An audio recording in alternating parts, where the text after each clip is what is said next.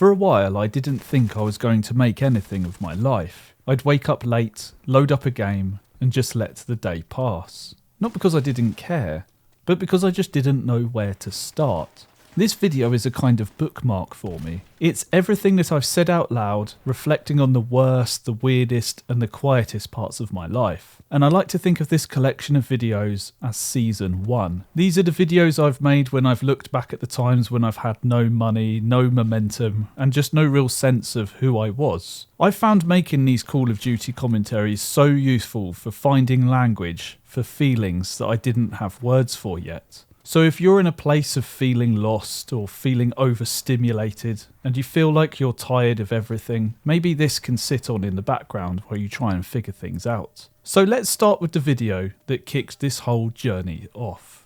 I never wanted a job. The idea of going somewhere every day, following orders, just to earn money, it never appealed to me. And because of that, I spent most of my life coasting. No goals, no plans, just assuming life would somehow figure itself out for me. But life didn't just figure itself out. And by the time that I realised that, I was about to turn 30. So in this video, I will share the decisions I've made, what I have learned as a consequence of my actions, and why I wish I figured this out sooner. Growing up, people would often ask me, what do you want to do when you're older? And I never had a clear answer. I just couldn't understand making plans for the future because I could only just get my head around what I wanted to do in the next 5 minutes. All I wanted to do was see my friends and play video games. I didn't want to do anything. My dad used to say to me that I was coasting through school, that I never really applied myself. And although I was bitter about this at the time, he was right.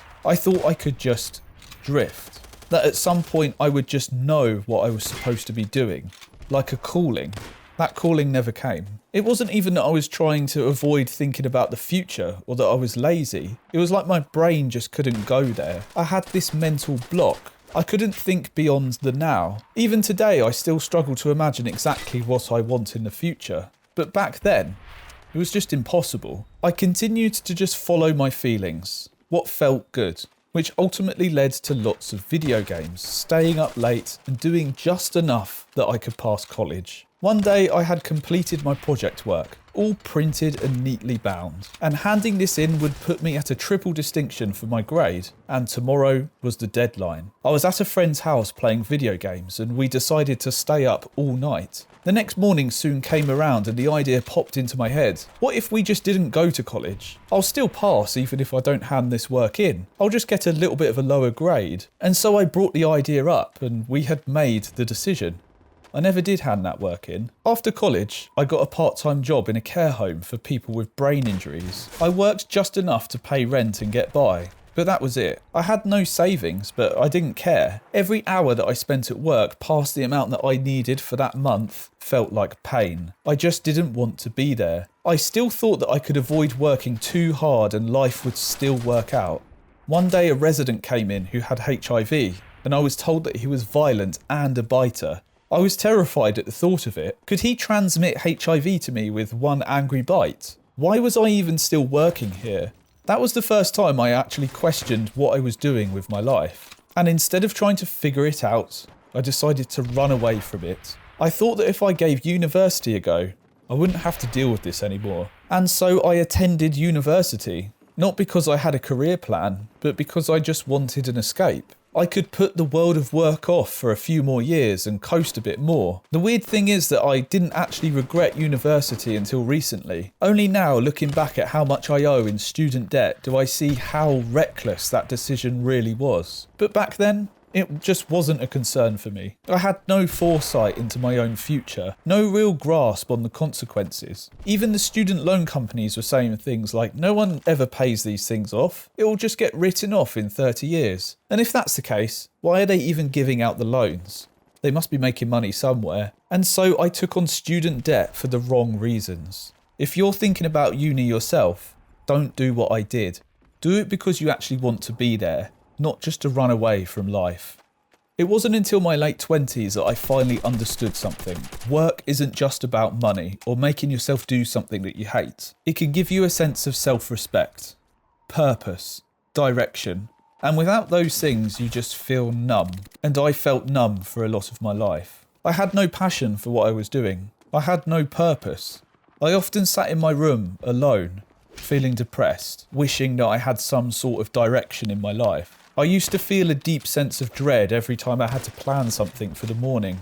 Just the thought of work gave me stress headaches. It was like my brain was overheating from the pressure. I just felt awful. Only now, looking back, do I realise how much healthier I am. When I hear a student say I'm the best teaching assistant they've ever had, or I finish a creative project I never thought I could do, I feel something that I've never had before.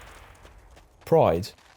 Not just in my work, but in myself. The truth is, you don't just stumble upon direction. It takes trying new things, failing at things, and trying again. Direction, purpose, self-respect, they all come with trying. Putting effort into work. Since I started truly giving my all to the work that I want to do, I feel so much more alive.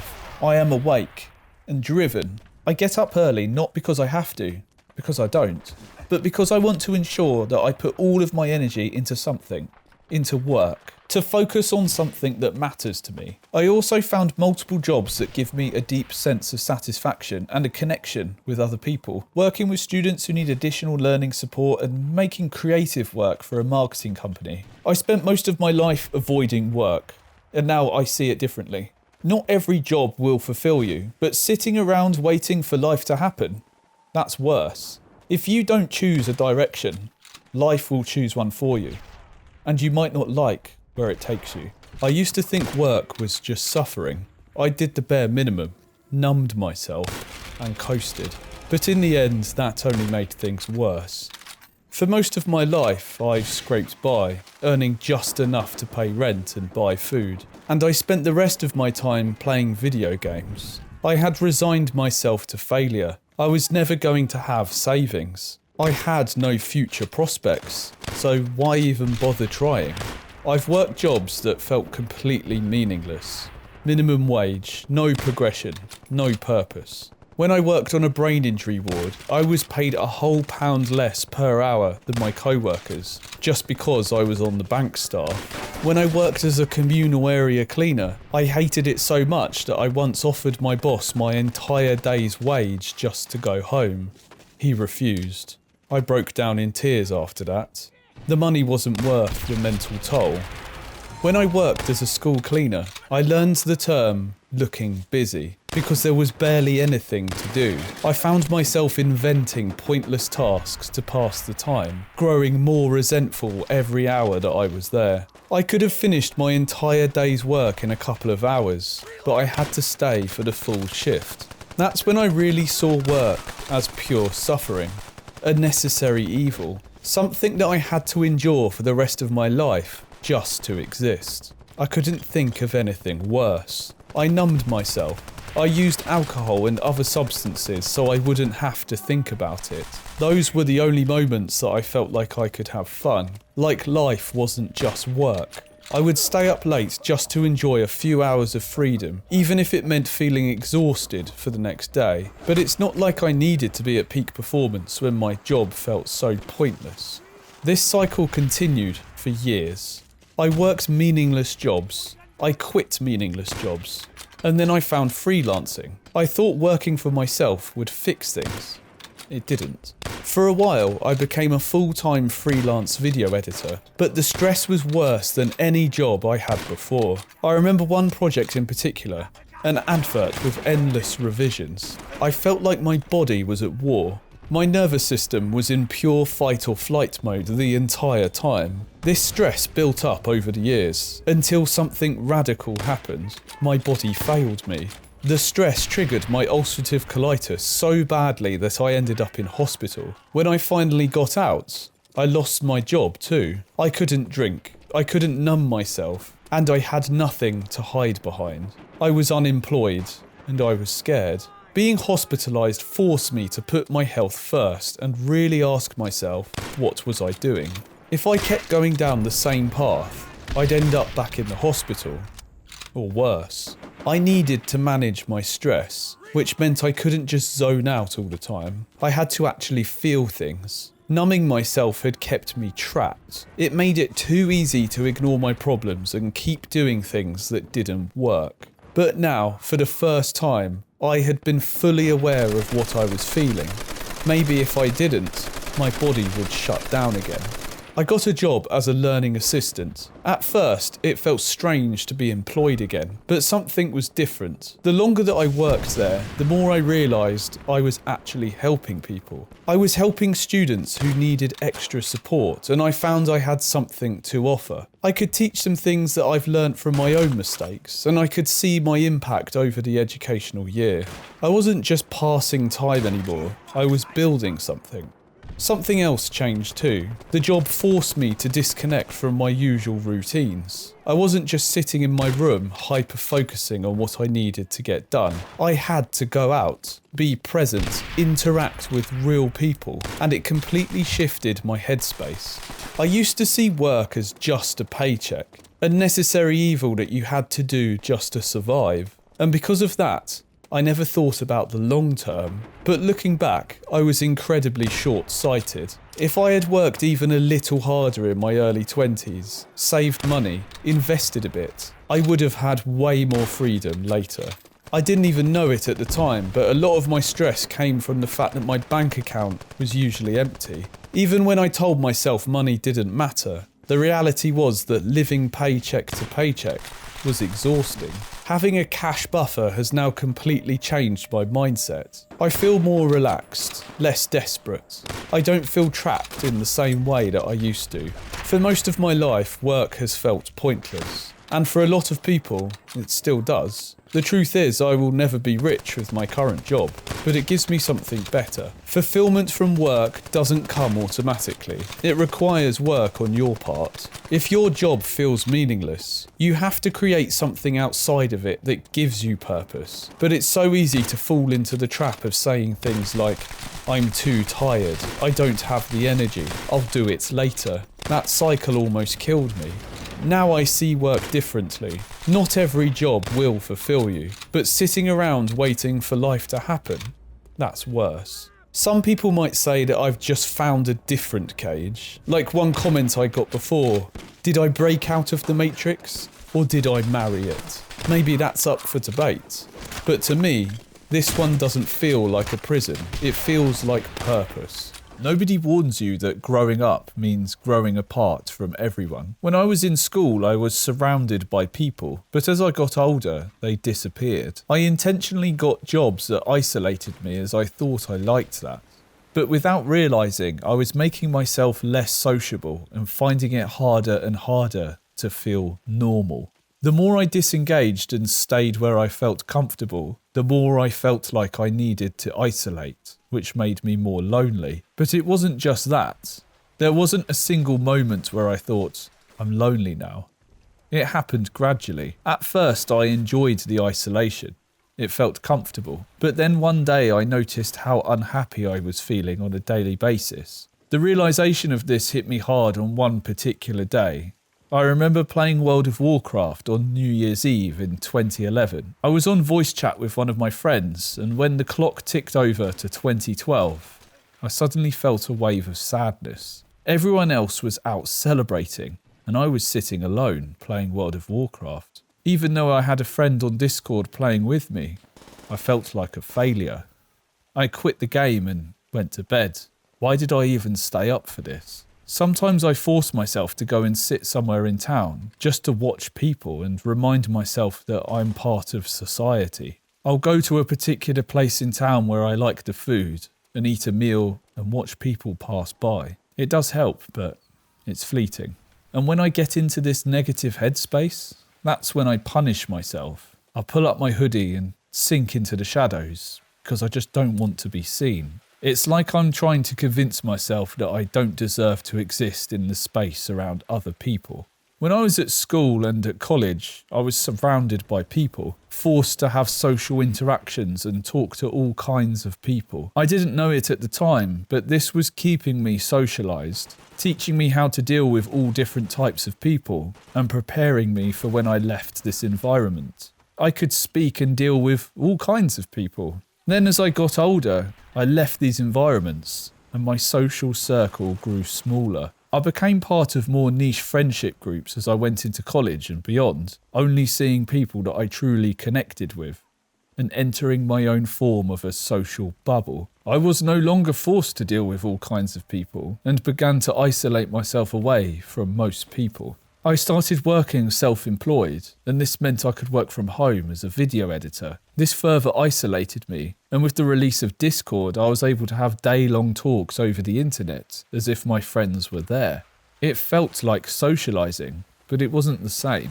The more I relied on it, the less that I went out. My circle shrank even more. I stopped drinking out. I avoided events, and I even stopped answering phone calls. The idea of talking on the phone became this massive hurdle in my mind, so I just didn't.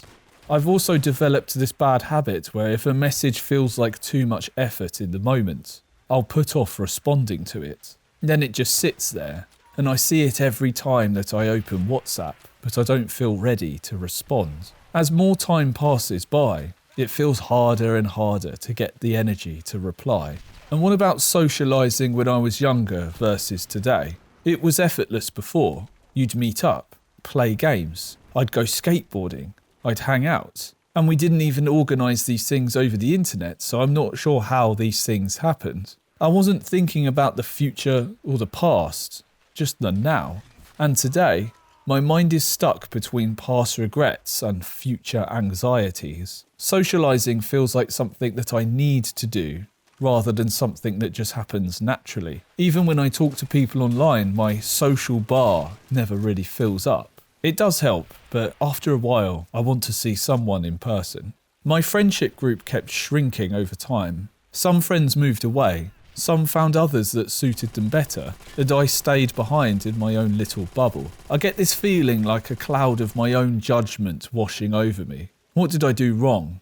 My mind then tells me that there's nothing worth doing, and I end up just sitting there in inaction, wishing things had gone differently. I've been invited to social events over the years, mostly at bars or pubs, but I never go. I don't drink, so I think, what's the point? But then I sit at home, doing nothing, wondering if I should have gone. I'll replay moments in my head, past conversations, interactions that probably meant nothing to the other person, but they felt massive to me. I overanalyze texts before I send them, and sometimes I type out a message, then delete it because I convince myself no one wants to hear from me. The longer I go without talking to people, the harder I think it becomes. If I haven't spoken to someone in weeks or months, I feel guilty reaching out, like I don't want to waste their time. That feeling of guilt makes me retreat even further, and the cycle repeats itself.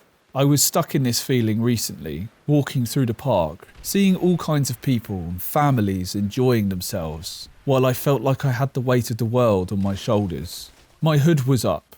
My mind was heavy with these thoughts, but then my friend arrived to meet me in the park. As we talked, something shifted.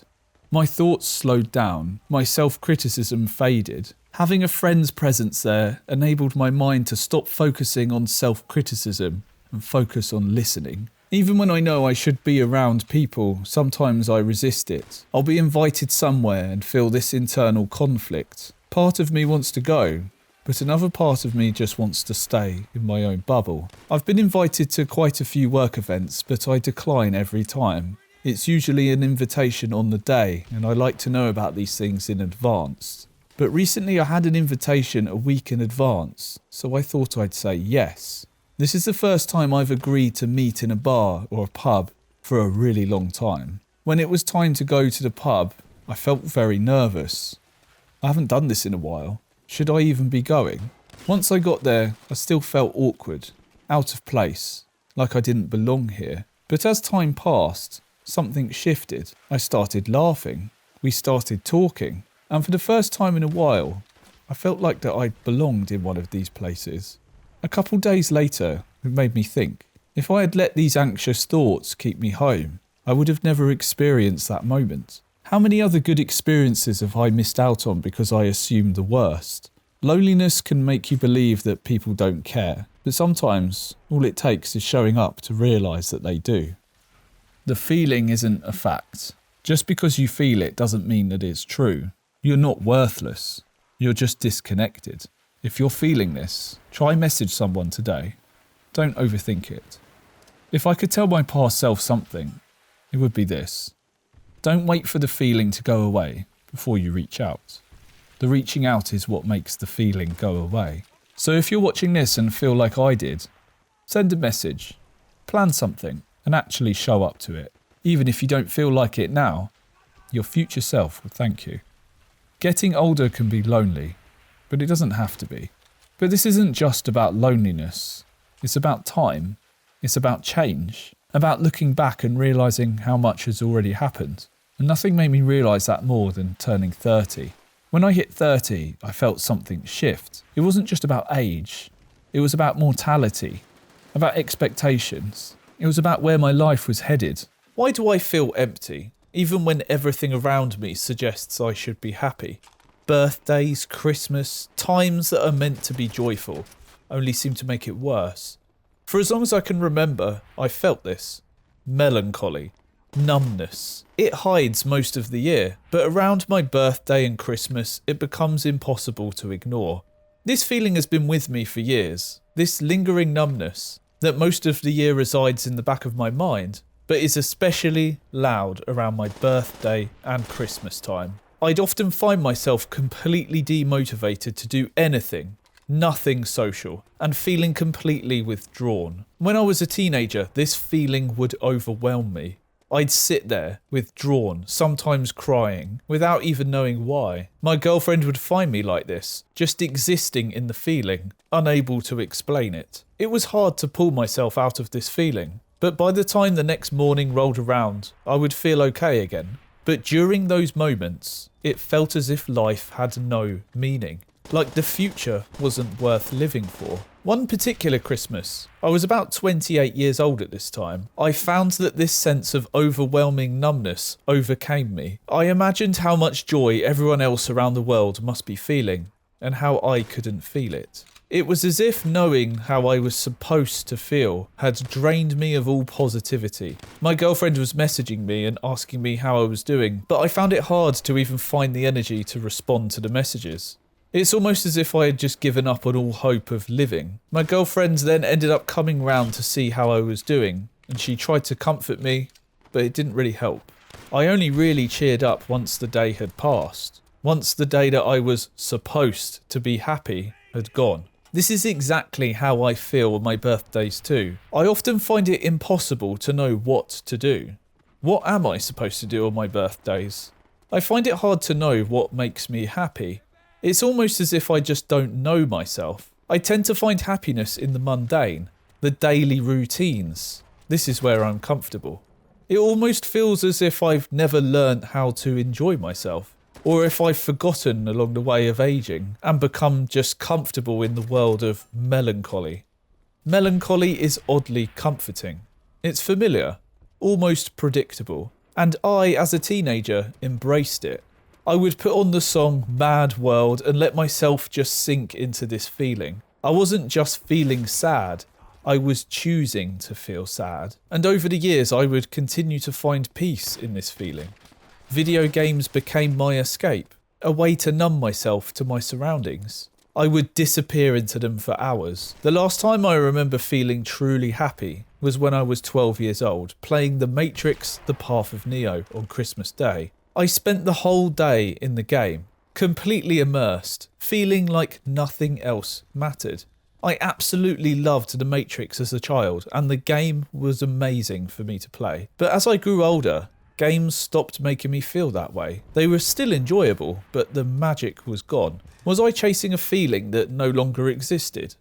I think video games allowed me to put aside the feelings of being me, the situations going on around me, my parents not getting on, arguing, and progress in something. Feel as though I had captured some sense of purpose.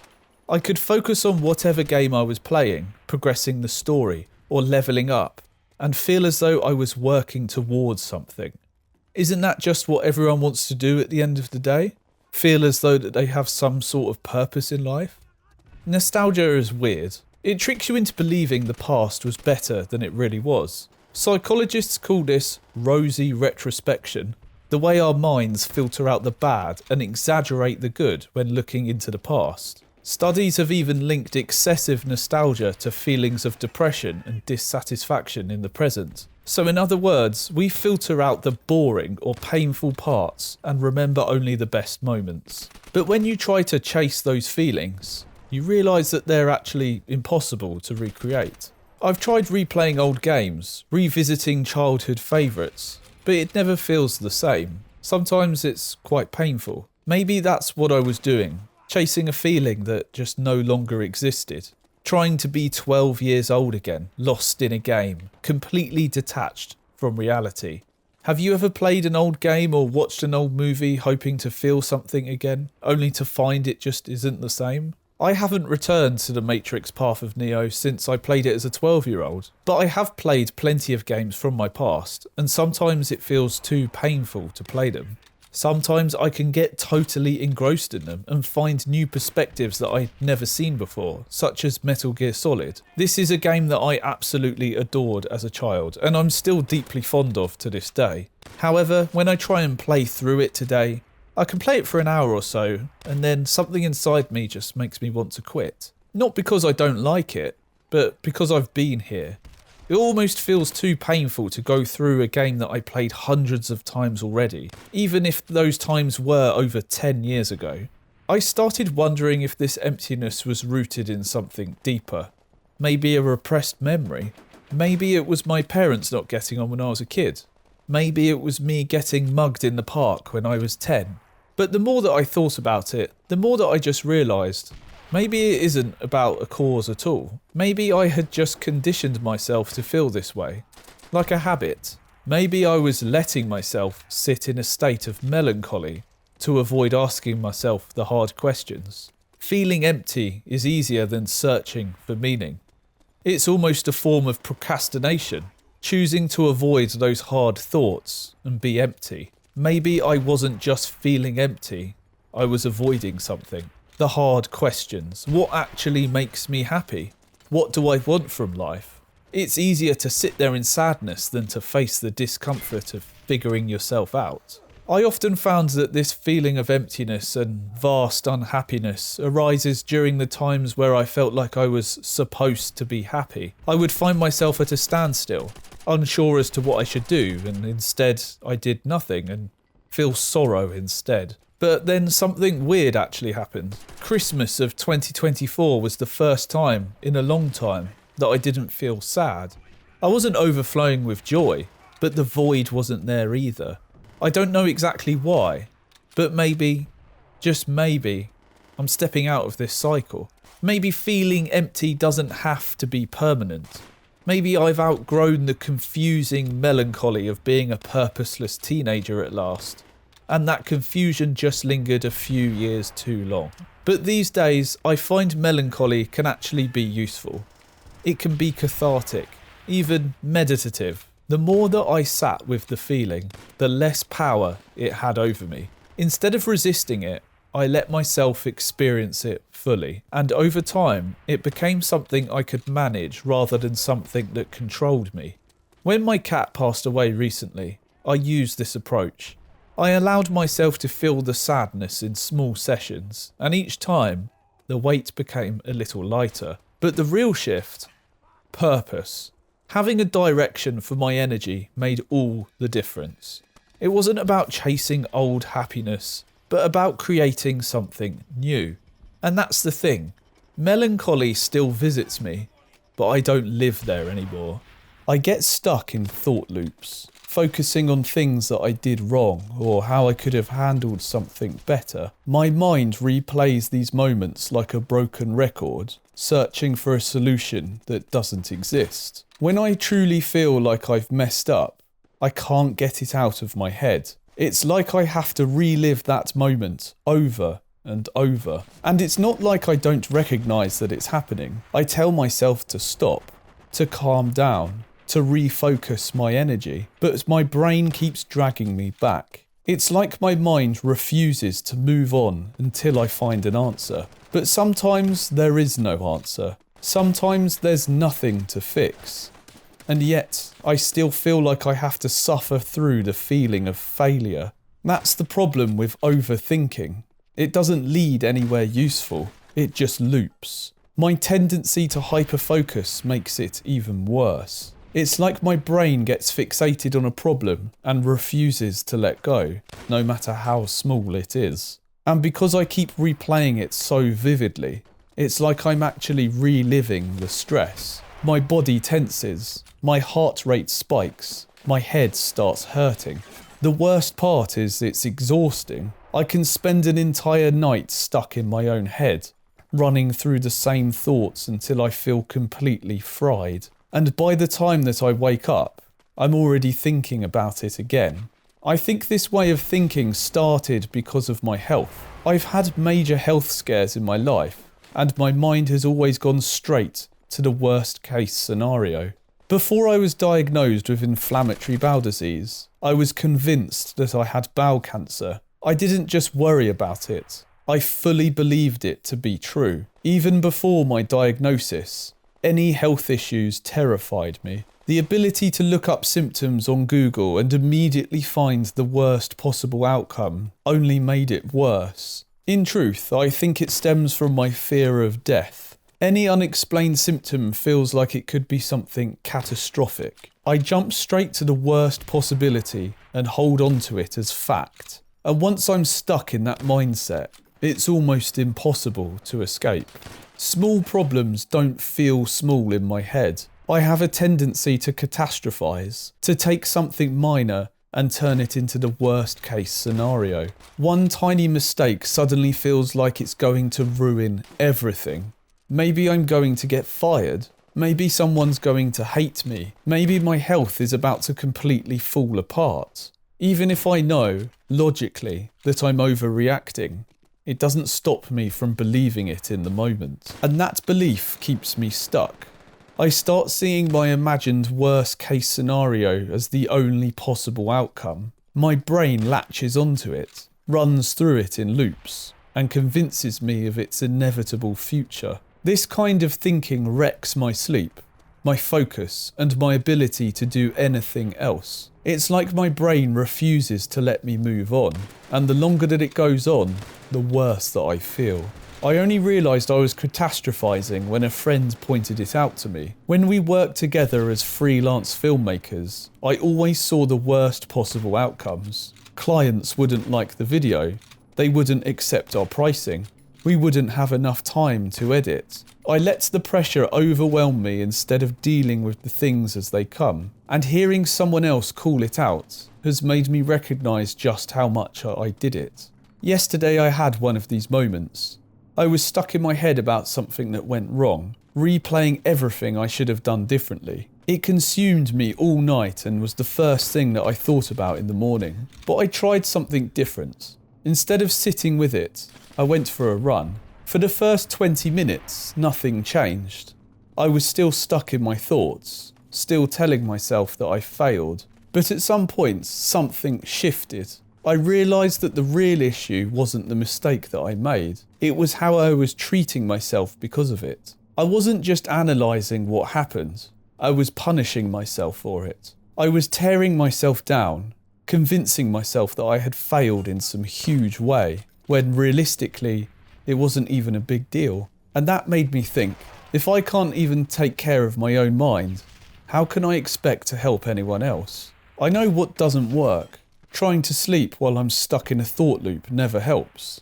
Lying in bed with no distractions only intensifies the cycle, making the thoughts louder and more overwhelming. The only way that I've found to counter it is to set time aside to process my thoughts before bed. If I don't, the silence of the night makes them impossible to ignore. Talking about it helps too. Saying the words out loud makes them feel less heavy. I've always believed in helping others. But when I get stuck in these cycles of self-criticism, I can't even think about anyone else. I become so consumed by my own thoughts that I don't have the energy to be there for others. It's like being on a plane when they tell you to put your oxygen mask on first. If I'm mentally exhausted, how can I support anyone else? But the thing is, I'm terrible at self-compassion. If a friend came to me with the same problem, I'd reassure them. I'd help them to get some perspective. But I can't seem to do that for myself. Instead, I tear myself down, criticise every little thing that I could have done better, and act as if one mistake defines me. I don't know how to switch that off. Maybe self-kindness isn't something that just happens. It's something that I need to actively work on. Maybe the first step is just noticing when I'm being too hard on myself, even if I don't know how to stop it yet. Recognising when I'm spiralling is important. But what do I do when I notice it?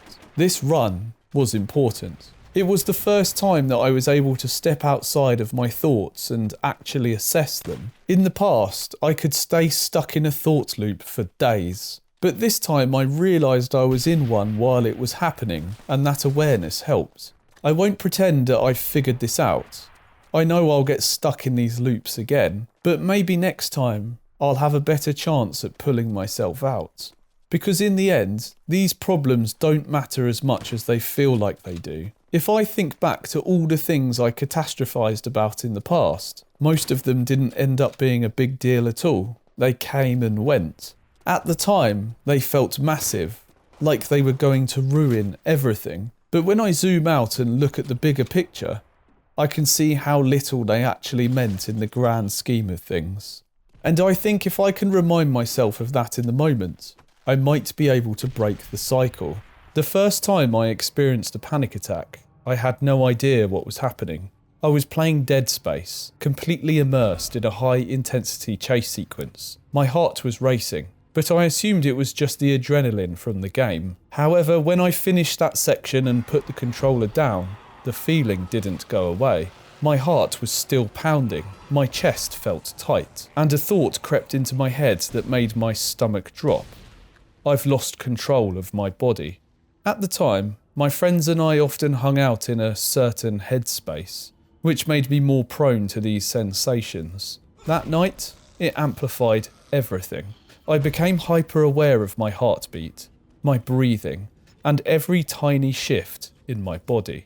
When the thought hit me that something was wrong, that I wasn't okay, it spiraled fast. My stomach dropped, fear flooded through me, and my body no longer felt like my own. It wasn't just fear from the game anymore, it was real, and it wasn't stopping. That moment marked the beginning of something that would now follow me for years. After that day, I entered a new world, one where panic attacks were possible. The knowledge that I could experience something that terrifying again made me hyper-aware of my body. Any time my heart rate spiked, even slightly, I felt dread wash over me, convinced that another panic attack was coming. The more I feared it, the more that it seemed to happen. At first, it didn't affect my daily life much, but over time, the attacks became more frequent. It was as if a door had opened in my mind. Before that moment, I hadn't even known such a feeling existed. Now it felt like it could strike at any time, and that uncertainty made me feel powerless. A big part of why I experienced these feelings so often was my social group at the time. My friends and I would regularly spend time together in an altered state of mind, and in that headspace, fear could become overwhelming. It created an environment where I felt vulnerable to these sensations again and again, reinforcing my anxiety and making it harder to escape the cycle. I became overly sensitive to every little change in my body. I would convince myself that something was wrong, that I was about to lose control again. It was hard to focus on anything else when my own bodily sensations felt so overwhelming. This kind of hyper-awareness made it difficult to ignore what should have been normal. Everyday signals from my body, a skipped heartbeat, a moment of dizziness. These things happen to everyone. But to me, they become signs of an impending disaster. My brain had learned to associate those feelings with the worst possible outcome. It affects my ability to share things with others because I am so often caught up with how my body is feeling that I can't even get to certain topics like how I feel emotionally. My emotions are secondary to the feelings of my own body. During everyday life, the feeling of panic is usually brought on whenever I have a health concern or some sort of new bodily sensation. Perhaps my gut starts hurting in a new way that I've never experienced before, and I start getting worried, Googling whatever it could be, and believing the worst is going to happen. This has happened to me so many times throughout my life. For years, I avoided situations that might trigger panic, but at some point I realised that I couldn't keep living like this. I decided to challenge myself by travelling to Amsterdam. I had been to Amsterdam a number of times before, but this time I went specifically because I knew I could legally access something that had previously played a major role in my panic episodes. I wanted to see if I could face the fear head on. The last time I had experienced that headspace, I was hyperventilating on my bed. When the panic started creeping in, my mind immediately jumped to the usual fears. What if I faint? What if I fall over? What if I completely lose control? But then something shifted. I reminded myself that I had chosen to be in this situation, that I had put myself here deliberately, and most importantly, that these were just thoughts. It's like I had to let these thoughts just keep popping up into my head, and I had to just keep breathing. The thoughts were going to happen no matter what, and as long as I kept breathing, it would be okay. Even though the fear was intense, I accepted it. I let it happen instead of trying to fight it. And in the end, nothing happened. I didn't faint. I didn't lose control. I just felt uncomfortable. But that was it. I went there because I knew it would push me out of my comfort zone. But what I realised in that moment was that fear is just a feeling. It can't actually hurt me. The more that I let it happen without resisting it, the less power it had over me. Over time, I found ways to manage the fear.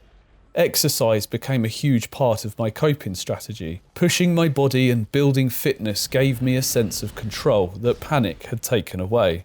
If I could push through the physical discomfort of training, I could handle the discomfort in other areas of my life too. However, my biggest triggers were moments when I felt ill or out of control, especially when I experienced an altered state of mind. That was a key trigger for the panic. I experienced this just recently when I came down with a fever.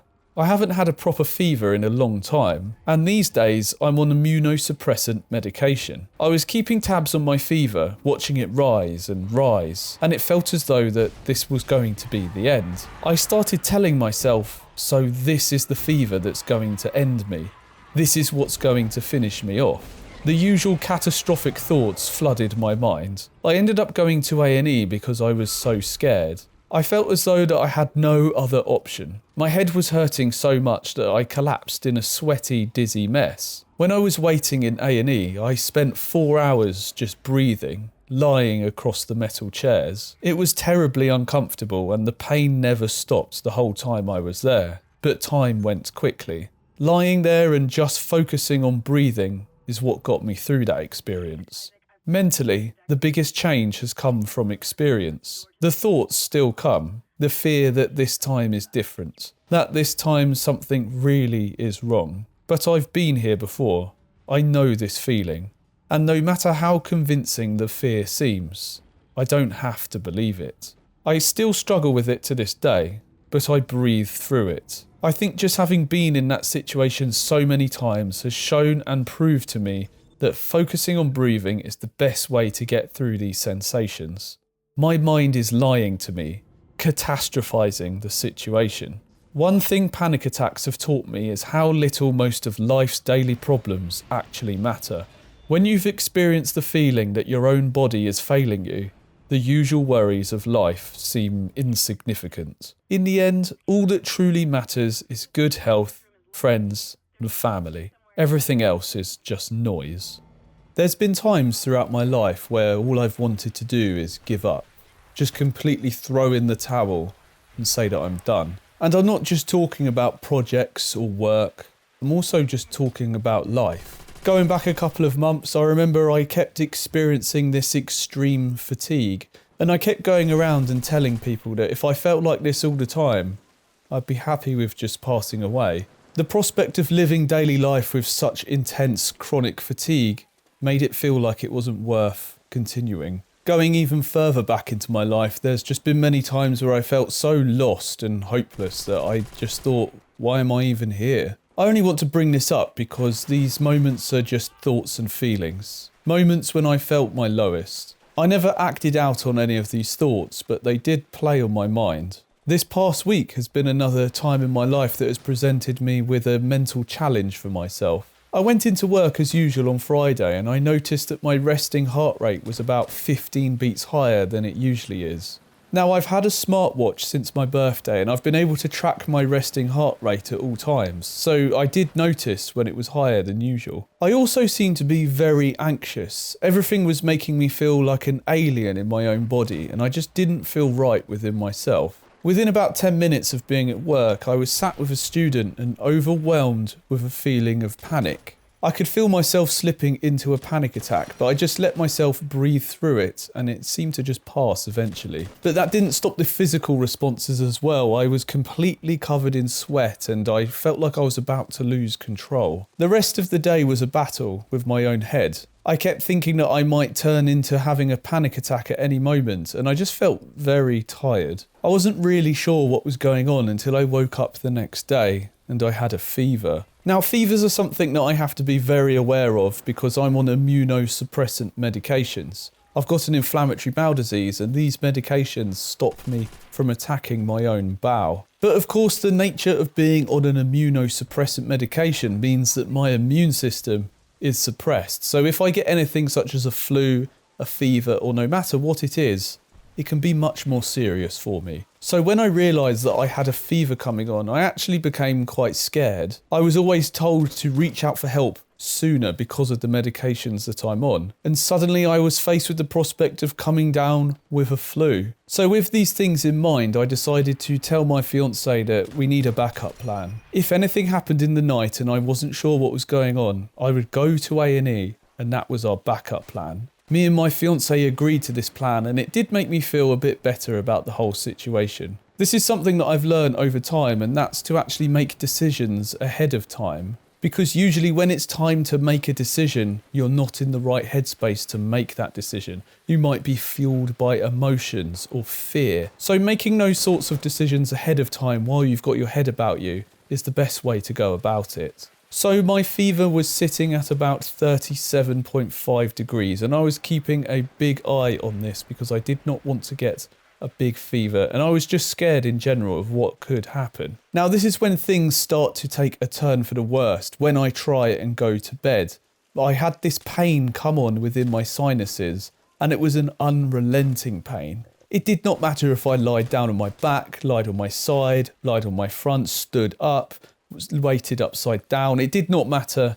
My head was absolutely killing me. And this pain seemed to just build and build over the couple of hours that I was actually trying to sleep. Until suddenly it got to about 1 a.m. and I fell into complete terror. I had been feeling this pain for so many hours in a row that it just became overwhelming. Nothing that I did was alleviating the pain in the slightest, and I suddenly felt myself go completely dizzy. I started to sweat profusely and I just slumped over and folded in half on the bed and I went completely lightheaded. Now luckily I've got a desk fan next to my bed because I was sweating so much. The fan was helping dry off some of the sweat as I brought it on. But I had effectively gone into what I thought at the time was called shock. Now upon Googling it, shock is actually when you're losing blood. But I seem to call this feeling shock, but it's actually a panic attack. The strange thing is that during the panic attack, the pain actually disappeared from my head. It was like the adrenaline had given me a painkiller. Now that pain actually all came back within the next 10 seconds. But for a couple of seconds, I was actually relieved. Once I had regained control of my body, I decided to wake up my fiancée and we enacted the plan. Just before we go to A&E, I just want to talk about how a lot of these health problems throughout my life always seem to come up at night time. I never have a problem like this happen during the day when I've had a good rest and energy to actually deal with it being a problem. It always comes around while I'm trying to sleep or it's far too late at night. My fiancée seems to say it's because we try and fight off the feeling until it's time to go to sleep, and then that's why we always feel it at night time. So I'd just like to chime in here and ask you guys, do you get these sort of things happen in the middle of the night, or is that just something that seems to happen to me on a recurring basis? So I end up going to A&E and it's a really long wait. I was lying there for about 4 hours on these metal benches, just in constant pain. My sinuses were absolutely killing me. During that time, I did have a quick blood test and someone gave me some codeine as well. But for most of the time there, I was just lying on the bench and just breathing because I was just in so much excruciating pain. I had nothing else that I could do except lie there, cover my head and focus on breathing. When I finally saw the doctor, she gave me a test. I did a COVID test and an influenza test. I immediately came up negative for the COVID test, and the influenza test, she said that I would get the results later. Now, what I was most important about was I wanted to get rid of this sinus pain. It was absolutely killing me, this pain, and I asked, is there absolutely anything that you can give me? And she said no. And that's when I became very emotional because most of my problem was the pain. The pain was insurmountable for me. And she said there's pretty much nothing you can do except drink lots of water and wait for it to go away. So we left A&E. I didn't really have any answer for the pain. Now, the doctor did tell me while I was there that it was smart that I had came in because of my immunosuppressants. And she said, if things get any worse at all, I am to go back to A&E because they need to make sure that it doesn't progress. So after all of that, it was actually about, I think, 5 a.m. on Sunday morning, and I was back at home, and I got a couple of hours of sleep after that. But anyway, it basically turned into a week-long fever, managing my fever, and then it progressed into this cough that I have today. Oh, and just quickly, the doctor never actually gave me the results of the influenza test. She never phoned me up like she said she would. I actually had a routine hospital check for my inflammatory bowel disease, and the nurse there actually told me the results of the test, which turned out to be influenza A. So influenza A is the most deadly and most savage version of the flu. So I was very happy to hear this horrible news that I had the worst kind of flu going. But anyway, it was nice to finally get the answer from a nurse. So this week has just been pretty much me stuck at home, and it's made me feel like that I've been in a prison of my own making because I don't have any energy to do anything that I would normally do. I've just been lying around pretty much doing nothing. I haven't even had the motivation to play any video games. I've just been either looking at my YouTube analytics or watching YouTube or watching shows on Netflix because it's the only thing that I have energy to do. And what it's made me reflect on is just appreciating how you feel when you are healthy. Because as soon as that gets stripped away from you, it feels horrible, and you really miss the time when you had that energy, that feeling that you can do things. This fever, this flu, has made me feel like I can't do anything. I've tried working out a little bit today and yesterday, and it's been a week. It's now Saturday of the next week since I had the flu, and I just have such a small amount of energy. I did a couple of sets of overhead press in the garden today, so that's pushing the barbell above my head. And I just get all lightheaded and very fatigued after doing just that. So I think back to just a couple of weeks ago where I do, for the most part, try and appreciate those good days. And I remember actually appreciating how good of a day it was and how I was healthy, and I was out for a walk and I was just like, yes, I am healthy. I should appreciate this. And it's just completely changed since. So I've been asking ChatGPT what's going on with me, and ChatGPT says that I probably have virus fatigue. So the body goes through a lot of work trying to fight off a virus and it gets fatigued, and apparently that's what I'm feeling right now. And I must say, I have never experienced virus fatigue before. I've had viruses in the past, but they kind of just came and went, and I had no long-lasting fatigue afterwards. But this is the most intense fatigue that I've ever had from a virus. And this is the kind of time when those thoughts would creep into my head, like, I'm going to always feel this way. I'm never going to be who I used to be. I'm never going to have the energy that I used to have. And I think these sort of thoughts, they're lies. It's my mind just lying to me and trying to tell me that the situation is worse than it really is. And just to loop back to what I said at the beginning, there have been those times where I felt like giving up. This was not one of them. It was just a situation that has tested me, tested my resolve, but it's actually highlighted to me that I can get through these things and it will be okay. Yes, there's some longer lasting ramifications from this. Might have this virus fatigue.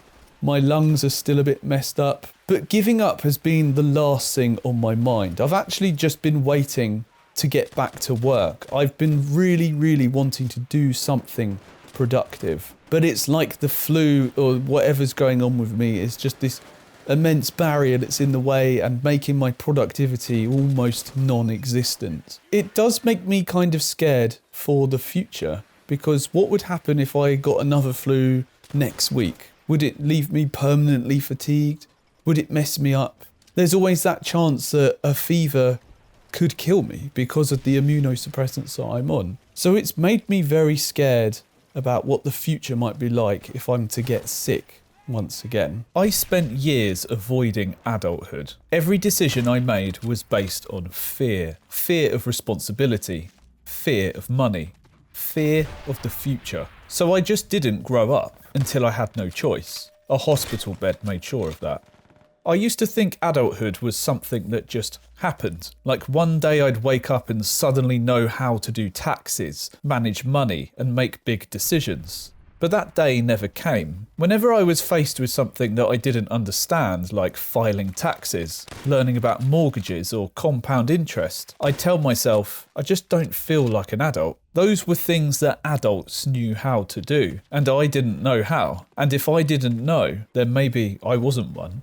I avoided anything that felt like a big decision. I never got a credit card because I was scared of the responsibility surrounding it. What if I went over my limit? What if I ended up owing money that I couldn't pay back? Instead of learning how to deal with this, I just avoided it altogether. For years, I was scared to even go to sleep. Not because of nightmares, but because I was obsessed over whether I'd get enough sleep. I was so afraid of waking up tired that I'd overthink to the point of insomnia. Most people lose sleep over big life problems.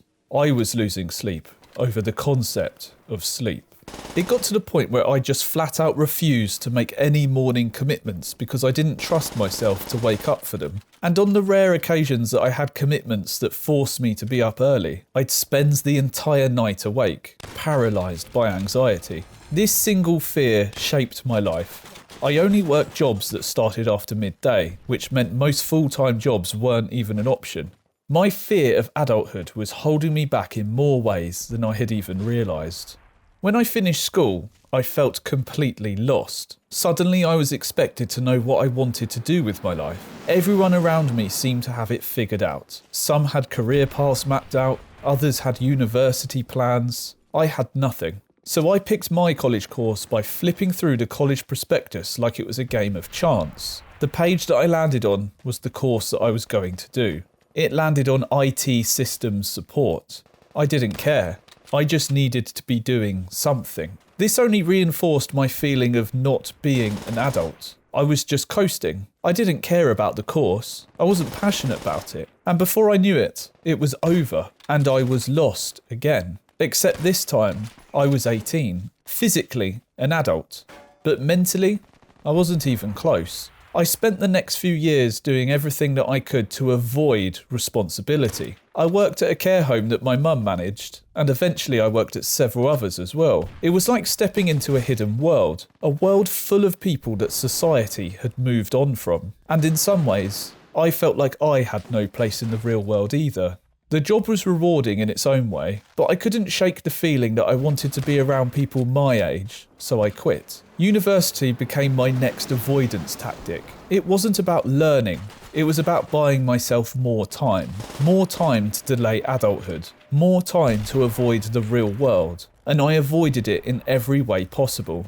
One year, my friend and I took turns ordering takeaway every single night. One night would be Chinese, the next would be Indian, then it would be pizza, and then back to Chinese again. By the end of the year, my Just Eat account said that I had ordered over 74 times. That means my friend had ordered about the same amount. That amounts to 148 takeaways. Each meal was roughly around £20, meaning that we had spent nearly £3,000 that year on takeaway. If we had decided to invest that money in the S&P 500 instead of ordering takeaway, we'd have almost £8,000 today. Instead, we just had empty boxes and mild regret. It's these sort of things I thought only adults knew. Understanding how to get a mortgage, getting a well-paid job, and saving for things I wanted always felt out of reach. Having to live at home only reinforced that feeling of not reaching mental adulthood. And the idea of taking on these responsibilities felt impossible. Only adults knew how to invest.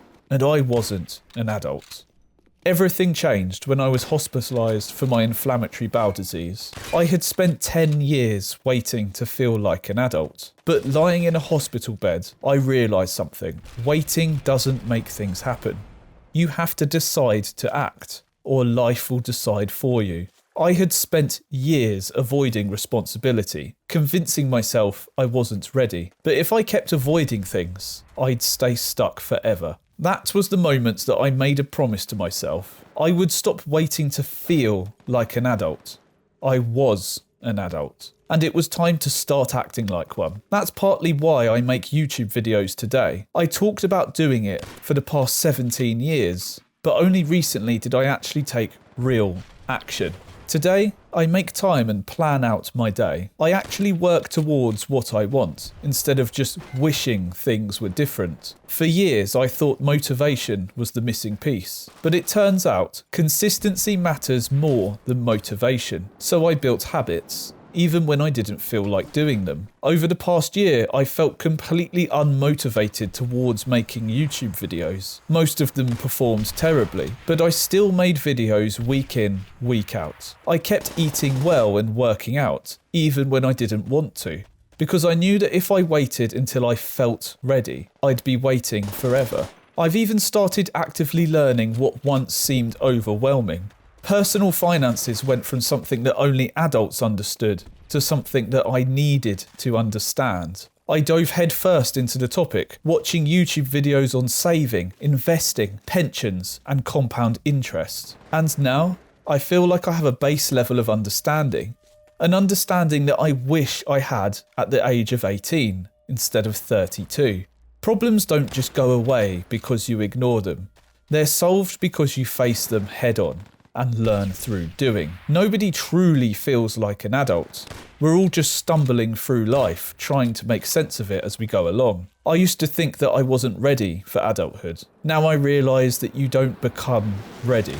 You just start acting like it. I've always told myself that I don't deserve success. And while it wasn't always in those exact words, my thoughts and actions showed it. I never liked accepting gifts because I didn't feel like that I deserved it. Unless I worked and paid for it myself, I didn't want it. These self-limiting beliefs have held me back, keeping me living in fear, stopping me from trying new things, and resigning myself to failure. In this video, I want to talk about how my self-belief that I don't deserve success has affected my life, how it became my core belief, and how I'm overcoming it today.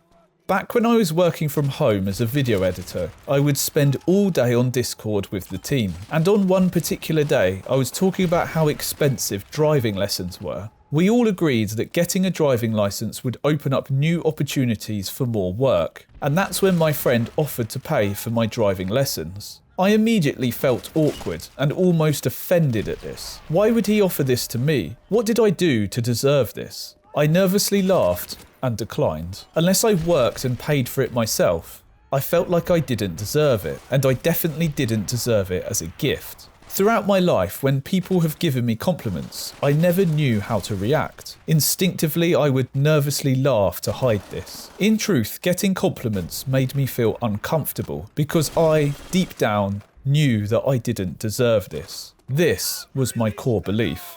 The first time that I heard the term core belief was during therapy. I was asked to think about a time that I felt like I didn't deserve success, and ask myself, what do I believe about myself right now? I found this question really hard to answer. What does that even really mean? I felt sad and confused, but after thinking about it for a while and talking with my therapist, I understood that my core belief was that I don't deserve success. I wasn't worth anything. This could have stemmed from earlier in my life, like when I was 10 years old in the park and a peer from my school drew a knife on me and took my football. Or when I was a teenager and me and my friend group were casually walking through the park when some older teenagers robbed my friend's bike. This happened multiple times. Come to think of it, this park doesn't sound safe at all in retrospect. These experiences left a mark on me and helped me form my core belief that I wasn't worthy. Later in my life, I was skateboarding in the car park of my local supermarket, and a group of guys rode their moped into me, knocking me over. They became aggressive, accusing me of causing the incident. And so to avoid conflict, I apologised. Thinking back to this moment makes me feel sick and angry for not standing up for myself. These experiences worked towards reinforcing my own core beliefs and resulted in leading me to doubling down on the belief that I wasn't worth anything and that I didn't deserve success. Although I had begun to understand what my core belief was, it didn't just disappear. I still deep down believe that I don't deserve success. It's just not as intense anymore. I've gotten better at accepting compliments. At first I forced myself to thank the person, which stopped me from feeling guilty, and over time I've felt this less and less. And while I still don't truly believe that I deserve success, I don't put myself down for it either. I know that things take time, and I have learnt to accept the now, the grind towards something better. A large part of my own reform was going to the gym and building my body. This led me to meeting all sorts of new people and forging myself into a much stronger and more confident person. The gym wasn't just about lifting weights. It was where I learned discipline, resilience, and the value of community. Talking to the people at the gym has taught me more about self-worth than I ever expected. The gym hasn't just changed my body, it's changed my mind. Every person in the gym has value, has something to teach you. You only need to ask the question. But even so, deep down, I still believe that I don't deserve success. And then you guys happened. This channel started to grow. I've been on YouTube for 17 years, assuming every video would flop. I resigned myself to failure, and the idea that I could make a successful video wasn't on the table. Throughout my life, I've always dreamed of becoming a YouTuber, but never took any action towards it because I thought that I would fail. This was until I decided to commit. Take action despite how I felt about it. Although it's taken over a year of making videos every week, doubting myself, and constantly changing directions, suddenly, people started watching. This morning I cried at it all. I always felt like that I was behind on YouTube, like I started too late, and that I would never amount to anything. I felt like that I had missed the boat multiple times. It's been completely overwhelming, but in the best possible way. I'm currently in constant disbelief at the amount of comments and subscribers that I've been getting, because it's shattered my core belief. The belief that I don't deserve success. It's because of you. Thank you for taking the time to listen to my voice. You don't know how much it means to me. If you've ever felt like that you don't deserve success, you're not alone. I'm still working on it, but I know now that success isn't something that you deserve. It's something that you build. Whether that's physical, financial, or emotional success, it all takes work. Being creative can be lonely and isolating. And in this video, I want to talk about times in which working as a creative has been very isolating and lonely. And I've been a creative now for over 10 years. I've worked for myself, been self-employed, a self-employed video editor, videographer. And over that time, I found more often than not, I'm working on my own and putting in hours above and beyond what other people do just to earn pittance, to earn bugger all. And I just want to talk about how isolating it is, how you can end up working in a silo. So for about 4 years, I was creating video content for the NHS. Now this was a great contract and I really appreciated working with the NHS for all that time. And when I was working in the team that I worked with, we would often talk over Discord. There was about 4 of us on the team, and we did all of our planning, all of our pre-production, all of everything, all the post-production, all of that was done over Discord. So we rarely ever met up in person. And over this time, we spoke every day on Discord, but something about it just felt, like I said, that term, working in silos. Sometimes you get so into editing one certain video, the day has gone, it's completely gone, and you haven't really talked to anyone. And more often than not, we were actually sat in the Discord all muted. So we weren't actually talking to each other, but we were there in case we wanted to ask each other any questions, in case we had any sort of technical problems or any of that sort of thing. Then we could unmute and maybe even just do a little check-in, say something silly, try and make someone laugh, and then go back to work. But over this time, I'm working from home, so I'm not really going out. I'm not in an office with other people. I'm just sat at my computer on my own. So it is very isolating. And this is where it's a big contrast. Say if you're still in school or college or an educational setting, it's like you're forced to be around people.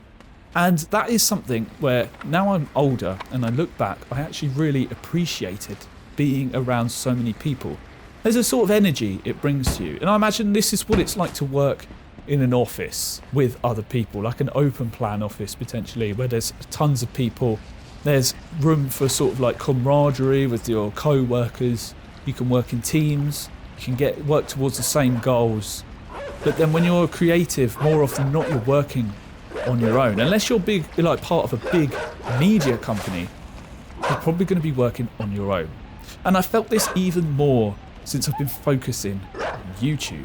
I've been uploading to YouTube since going back 2007, but I've been seriously uploading to YouTube for just over a year now. And over that time, I've spent most of it on my own. Other than getting some help to film a couple of videos, I'm just doing it all on my own. I'm doing all the editing decisions, I'm making all the thumbnails, I'm watching videos to research how to do titles better, my thumbnails better.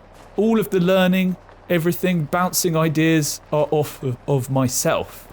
I might write some notes and then have to go back through those notes the next day. I'm not bouncing those ideas off anyone. It's very isolating. And I imagine that this is what it's like for a lot of creative endeavours. If you're an artist, whatever medium that you create art in, it's just you and the canvas, you and whatever you're creating, and you're alone. And I've seen this with other local creatives in my town. I've worked with a couple to make videos promoting their work, and it is just it's an isolating experience. And this makes me feel that expressing yourself, being creative, practicing your craft is an isolating experience in itself, because you need that space to just be you, without judgment, without people looking at you, without people wanting to put their ideas into your vision. It's just you and the medium that you're working with. And how do I feel about this? How do I feel about it being an isolating experience? Well, I do find that when I lock in and I do some focused work, I make something that I'm proud of. And whether people listen to this or not, it feels like I'm expressing myself. And I think that matters more than the isolating experience of creating it. Because right now, I'm sat downstairs in a room with my eyes closed, just talking into a microphone. Everyone else in the house is asleep, and I've almost isolated myself on purpose. I do that quite a lot. Isolate myself on purpose, shut myself away, put myself in the office so I can focus on what I'm doing. But like I said, that focus naturally separates me from the others around me. And I find I get my connection through seeing the comments on the videos, seeing the reaction to the videos. See, that's one of the most valuable things, is seeing how people react to the art that you're putting out there. And I think that this is becoming more and more valuable as AI content and AI generated stuff gets put out there. These human videos, these human thoughts, I think become more and more valuable to people. They want to connect with someone. I mean, in the day-to-day world that we live in, I think many of us are very isolated. Bar talking to a couple of people, the people in our immediate surroundings, we are shut away. Especially the kind of people that I grew up with, the kind of people that are similar to me. If you're anything like me, you might be a gamer, someone who maybe only talks to their friends online. Maybe you've got friends all around the world and you only talk on Discord. You meet up just to play a certain game. You might have friends that you only speak to when you play a certain game. And then when that game's done and you're all disconnected, you're back alone, on your own with your thoughts. And while some people may enjoy this, I think over time that this can really have an effect on your mental health. And the times when I actually go out and I go to the gym and I'm in the community, I like to say that the gym is my community centre. When I actually go there, I feel much more connected to the world. And I even have days where I will just go to town just to feel like I'm a part of society again. Because I find that a lot of the time, the more I pour my energy into being a creative, the more separated I feel from society. Because I'm not listening to any news, I'm not listening to any current events, I'm not paying attention to any of that. I'm just creating what I want to create. And then sometimes I just feel like I need to be part of society again. And like I said, that's when I go to town, just to be surrounded by people. I'm still on my own. I'm walking through town. I'm not with anyone. I might sit down and get something to eat and people watch. Just watch people walking past, looking at all the different kinds of faces passing me by and just looking. There's something very enjoyable about that. It's almost like you can put yourself into the mode of the observer. I heard this a lot when I was in therapy. That is, become the observer. Your thoughts are going to happen whether you like it or not. And it's almost training yourself to be the observer of those thoughts. And I feel like when you actually get into the mood to do people watching, you sit down in the middle of town and you watch people rush by. I personally, anyway, feel that I can enter the state of the observer. And again, it's isolating. I'm almost withdrawing from myself. I stop experiencing my bodily feelings and all I'm experiencing is the information coming into my eyes. I'm just seeing the people around me and it's almost like I can feel the energy of the people rushing by. People might be rushing to buy things. People might be having a holiday and experiencing the town for the first time. People might be having arguments in the street. People with relationship problems walk past. People who are in love walk past. People in all different stages of life just walking past. Young people, old people, new mums and dads, all sorts of people. And I'm just there observing. And then I get home and I might feel rejuvenated to create again. So, isolation, loneliness. It seems to me that these things may be hand in hand with being a creative. Or it's just I'm one of those people that are more predisposed to isolation. And it's like society now, a lot of people are isolated because it's so easy to disconnect yourself from the real world. Doom scrolling through Facebook and Instagram feeds, just staring at social media, not even noticing what's going around you. It is isolating. And I like to have a return to community. And again, that's just why I find the gym so valuable.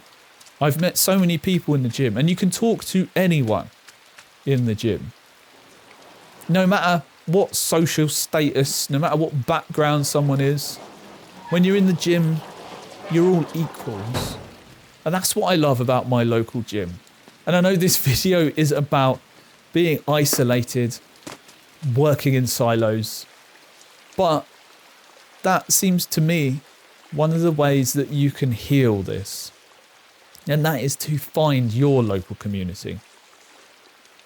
Find your place where you can be you and talk to other people. And it doesn't have to be the gym, but for me, that's where I find value, connection, and a reprieve from being isolated. I'm 32 and I still don't have a driving license. I've been telling myself I'll do it for years, but here I am, still putting it off.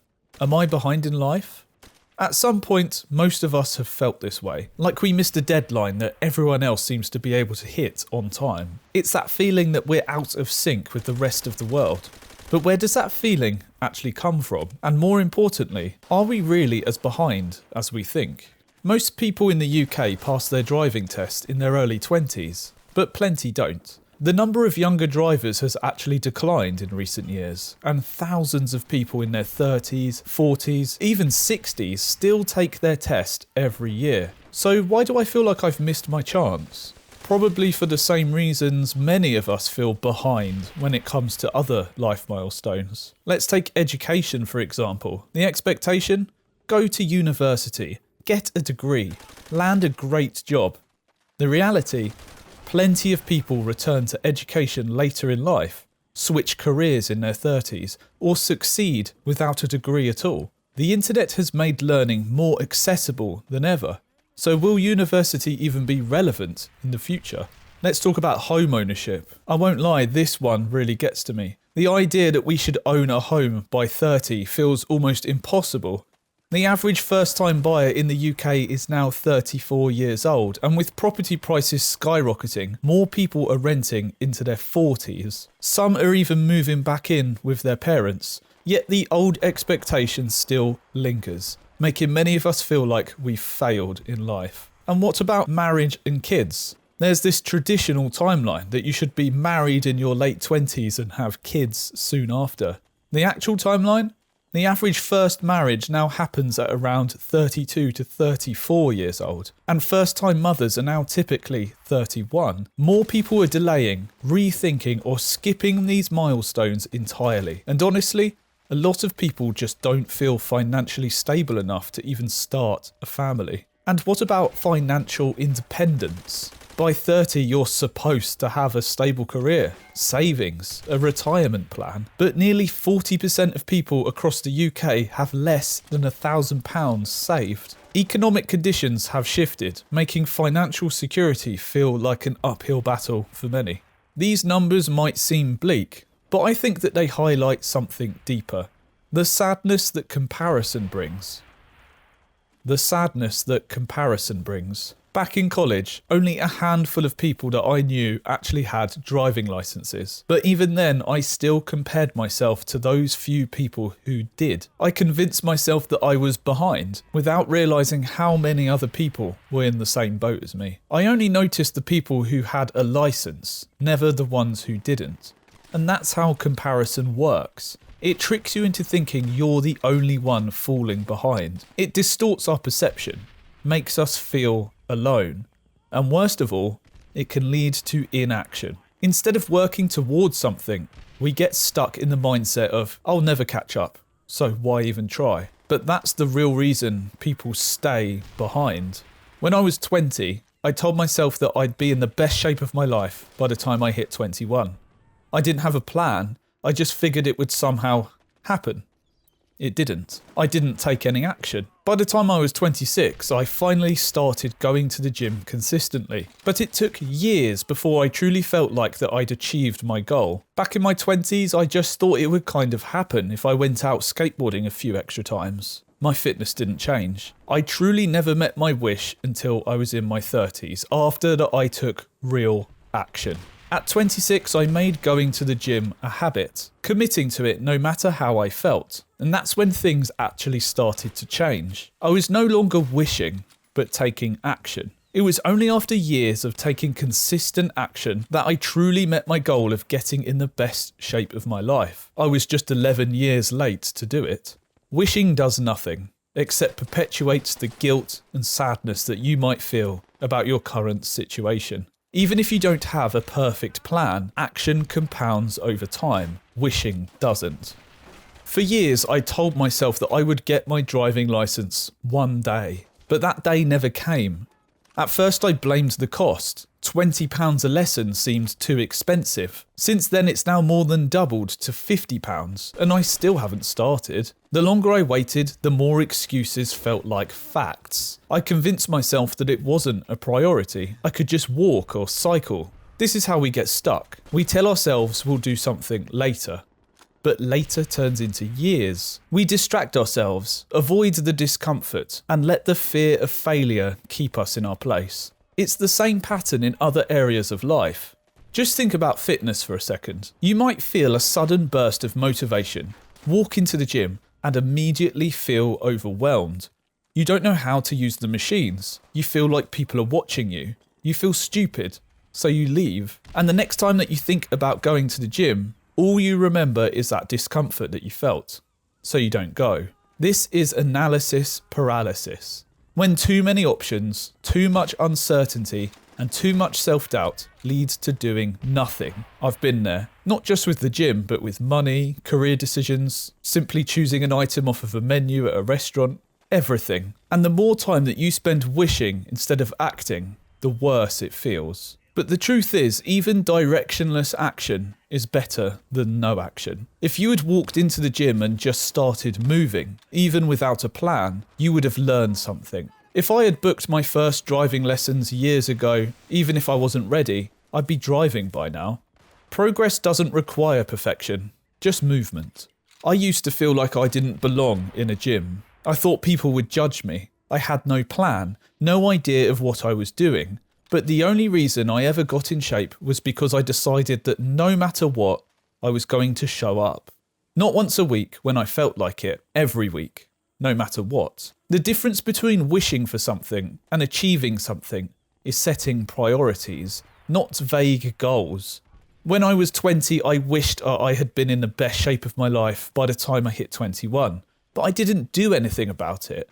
I figured I'd skateboard a little bit more and see what happened. Nothing happened. I didn't actually commit to fitness until I was 26. It took years of consistent action to reach my goal. But the point is, I wasn't too late. I was just 11 years late. But it still happened. The same applies to anything. Whether it's saving money, changing careers, learning to drive. It all feels impossible right now. But just start small. Instead of saying, I want to get fit, say, I'm going to work out twice a week for 3 months. Instead of saying something like, I want to save money, say something like, I'm going to put away £50 a month. Small goals stack up over time. The best time to start may have been yesterday, but the second best time? That's right now. And if you feel like that you've missed your chance, you're not alone. But the idea that success has some sort of age limit, that's just not true. Some of the most successful people in history didn't make it until much later in life. For instance, Colonel Sanders franchised KFC at the age of 65 years old. Stan Lee created Spider-Man at 39. Samuel L. Jackson didn't land a major movie role until his mid-40s. These aren't just exceptions, they're proof that time limits are an illusion. But here's what really separates late bloomers from the people who stay stuck. They didn't wait to feel ready. They didn't spend years mourning lost time or dwelling on what could have been. They just started, however late that it felt. And if you think that you've wasted too much time, consider this. If you start something today, in 5 years you could be in the best shape of your life or financially stable or working a dream job. If you don't start, 5 years will pass either way. Feeling behind doesn't matter. What matters is what you choose to do next. If I'd started driving lessons years ago and set it as my priority, I'd have my license by now. But the best time to start is today. If you feel behind, don't waste time waiting and wishing for things to change. Start today, even if it's small. I've spent a lot of my life playing video games, drinking alcohol, and smoking weed, and ultimately leading to where I am today in my 30s with not much money in my bank account and no real career. prospects. So I wanted to talk a little bit how I got to where I am today and how I intend to try and turn my life around and the ways I've been working on that since I hit my 30s. So ultimately it comes down to having no real goals or drive to succeed in life. I had no idea what I was doing, where I was going. I had no plans. I couldn't even imagine what I was going to do in the next couple of days. I had a really hard time even imagining the future. If anyone asked me, where do you want to be in 5 years? I had no answer because I just genuinely had no idea. What was I even going to do tonight? I don't know. How can I make plans for the next 5 years? And this world narrative that had been fed to me since I was a kid, that the environment sucks, we're going to ruin our planet, the crops are going to stop growing, or there could be nuclear war. All of these things just compounded into me wanting to disengage. I didn't want to deal with any of this. So what did I do? I just played video games, I drank alcohol, and I hung out with my friends because thinking about the real world was almost just too painful to think about. I didn't want to deal with it. I didn't want to face it. I didn't even think about trying to work a job or do any of that. I just wanted to have fun. Just wanted to play video games. But now that I'm in my 30s, I'm really feeling the effect of that. And I've got a lot to say about what I would have done when I was younger. But would my younger self really have listened? Probably not. He probably wouldn't have taken any of the action that I currently do now, because I've had to go through these life experiences, feel the pain of not taking charge of my life and taking accountability for my decisions and doing that now. Otherwise, I wouldn't have been here where I am today with my current mindset. And this is just something I keep coming back to now, because if I implemented the things that I'm doing today, I could have been in a much better position. If I just actually worked a little bit more during my 20s, I could have an incredibly higher amount of savings than I do now. I could have put some away into investments. Maybe I'd have a deposit for a house. Instead, I'm starting from scratch now. I have none of those things. And it's almost as if I'm starting my life now where I should have started it when I was 18, when I left education, when I was at the appropriate age for this. I'm doing it now. At least I can say I'm not in crippling debt other than the student debt that I owe. But luckily, they're not hounding me for that money. But other than that, I don't have an emergency fund. These are all things I learned in the past couple of years, by the way. I didn't know what emergency fund was before. I don't have much savings. And I have started working on these things now, but my earnings are still incredibly low. I remember the first time I actually earned what was just a normal wage through my self-employed work. I think I earned just below £21,000 for my videography work. I felt like I had earned so much money and I was like, wow, it feels great to actually earn a normal wage. It feels fantastic. And then that all went downhill and I lost it all. And I've been working my way back up since. So there's a lot of things that you can learn from me of what not to do. So let's talk about that.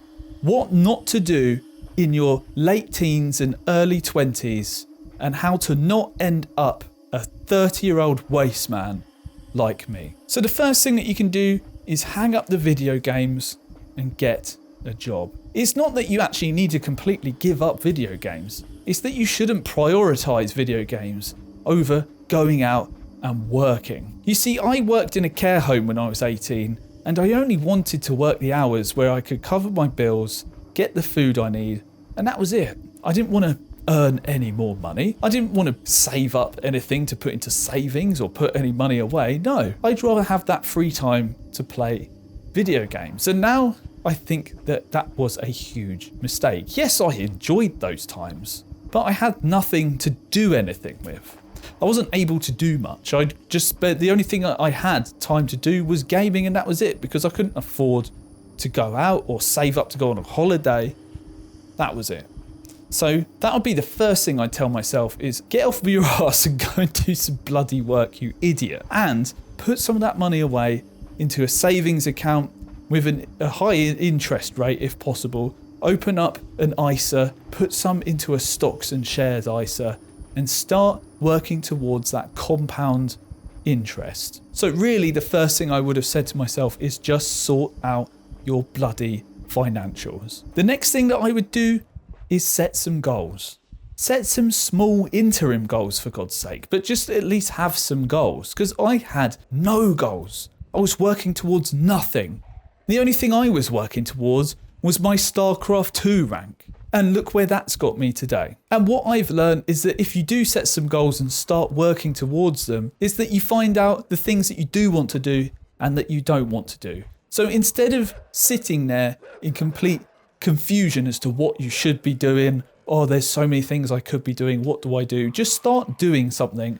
And at least then if you don't like it, there's now something you can tick off the list, and that is something that you are done with. You don't want to do it anymore. And then you can move on to the next thing, but at least try. The third thing that I would tell myself to do is actually go to the gym. And it's not so much for the physical benefits of working out. I was quite fit actually during that age because I did so much skateboarding. It's actually more for the community.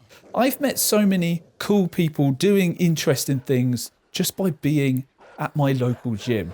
It's a community centre. And just to go above and beyond that, I wouldn't necessarily even tell myself to go to the gym. I would tell myself to join some sort of community where local people come down, come together. Because that's where you can meet people. That's where you can network. You can find out each other's skills, and you might end up actually working together. And you can make some lifelong friends while you're at it. So I would 100% tell myself to engage in the community instead of isolating myself away in my bedroom playing video games, because I had such a high tendency to do that, and I still do to this day because it's something that I've practiced so much. It is hard to get out of the routine of isolating myself, but I would make myself pull myself out of that and go and engage in my local community. The next thing that I would tell myself is if I have any health worries, health concerns, go and get it checked out. Just go and get it looked at, for God's sake. Don't wait. In my early 20s, I was diagnosed with a lifelong chronic disease known as ulcerative colitis. And for a long time, I was dealing with the symptoms and I didn't have an answer. So I'd say go and get it looked at. It's easier now than ever to identify what's going on with you, because you can just type in what you're experiencing into ChatGPT, and then you've got a bit of an idea. So when you contact the doctor, you're not completely blind as to what's going on with you. I think that the advent of ChatGPT has been fantastic for this, because beforehand you might Google something and it just always leads to cancer. Whatever you search, it just tells you you have cancer and you come away completely scared. I typed in the symptoms as I was experiencing them in my early 20s into ChatGPT literally last week, and the first thing that it spat out was ulcerative colitis. I had no idea what ulcerative colitis even was when I was experiencing this. So having the ability to almost not quite diagnose what's going on, but get a general gist of what's going on through ChatGPT gives you so much more fuel to bring to the doctor. You're going to have a little bit more understanding before you even have your consultation. And the reason why I think this is so valuable is because the doctor that I saw didn't even know herself what was going on. So if I had a little inkling of what was going on, maybe I would have got a referral to the right place just a little bit quicker. Just in the same vein of that, the next thing I would tell myself is to work through the hard times, because I let my diagnosis and let how I was feeling let me withdraw even more. I withdrew from my university course I was in. I stopped trying so much. I wanted to work even less because I was depressed. What I would tell myself, that if you work through these hard times, you'll become a stronger person. And when you're not going through hard times, you'll be so much more capable. So what I would tell myself is to not give up, keep push it on even though you feel like shit, and you'll come out the other end of it with something to be proud of. The next thing that I would tell myself is to actually travel a bit more, because now I'm suddenly in my 30s, I do have this chronic disease, I've got all this money I need to earn and catch up with all the time that I've wasted over the past 12 14 years, whatever it is. I would tell myself that with some of that extra money that I'm actually working and earning, to put some aside to travel. See some of the world. If you wait until you get older before you travel, you'll feel too tired. Something will get in the way. Some sort of responsibility will get in the way of you being able to travel. So the best time to do it is when you're young. The next thing that I would tell myself is to appreciate each day as it comes. And this has been one of the biggest lessons that I've learned in recent years. Not every day is going to be a good day. And when you do have a good day, appreciate it. Really take it in and just stand there and think about, well, this is a good day. Just have some gratitude for that day. Because you never know, you might wake up in incredible pain tomorrow. Something terrible could happen tomorrow. So just appreciate today. The next thing that I would tell myself, yes, work more, earn more, put more away, but also continue to have fun. Because if we just spend all of our time working, earning, you're going to get burnt out. You got to enjoy what you're doing. I would also tell myself to find a mentor. A mentor has been incredibly useful to me. There's so much to learn from a mentor. And just to circle back to work and passions, I would tell myself to find a mentor for the thing that I'm passionate for.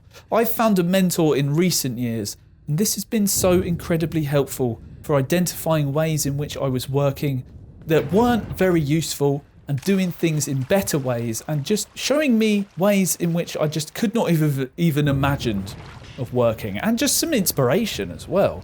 Mentors are incredibly valuable. I would also tell myself to stick with it. Just stick to the thing that I'm trying to do. Stick with the gym. Stick with the things that you have a passion for and that you enjoy. Because over the years, you'll only get better and better at it. And if you stick with it, those skills and lessons that you learn will compound and make you excel at those things. So just stick with it. I would also tell myself to not fear failure. Don't fear fucking up, because when you mess up, when you do things wrong, it illuminates what you should be doing, or it also illuminates the ways that you shouldn't be doing things.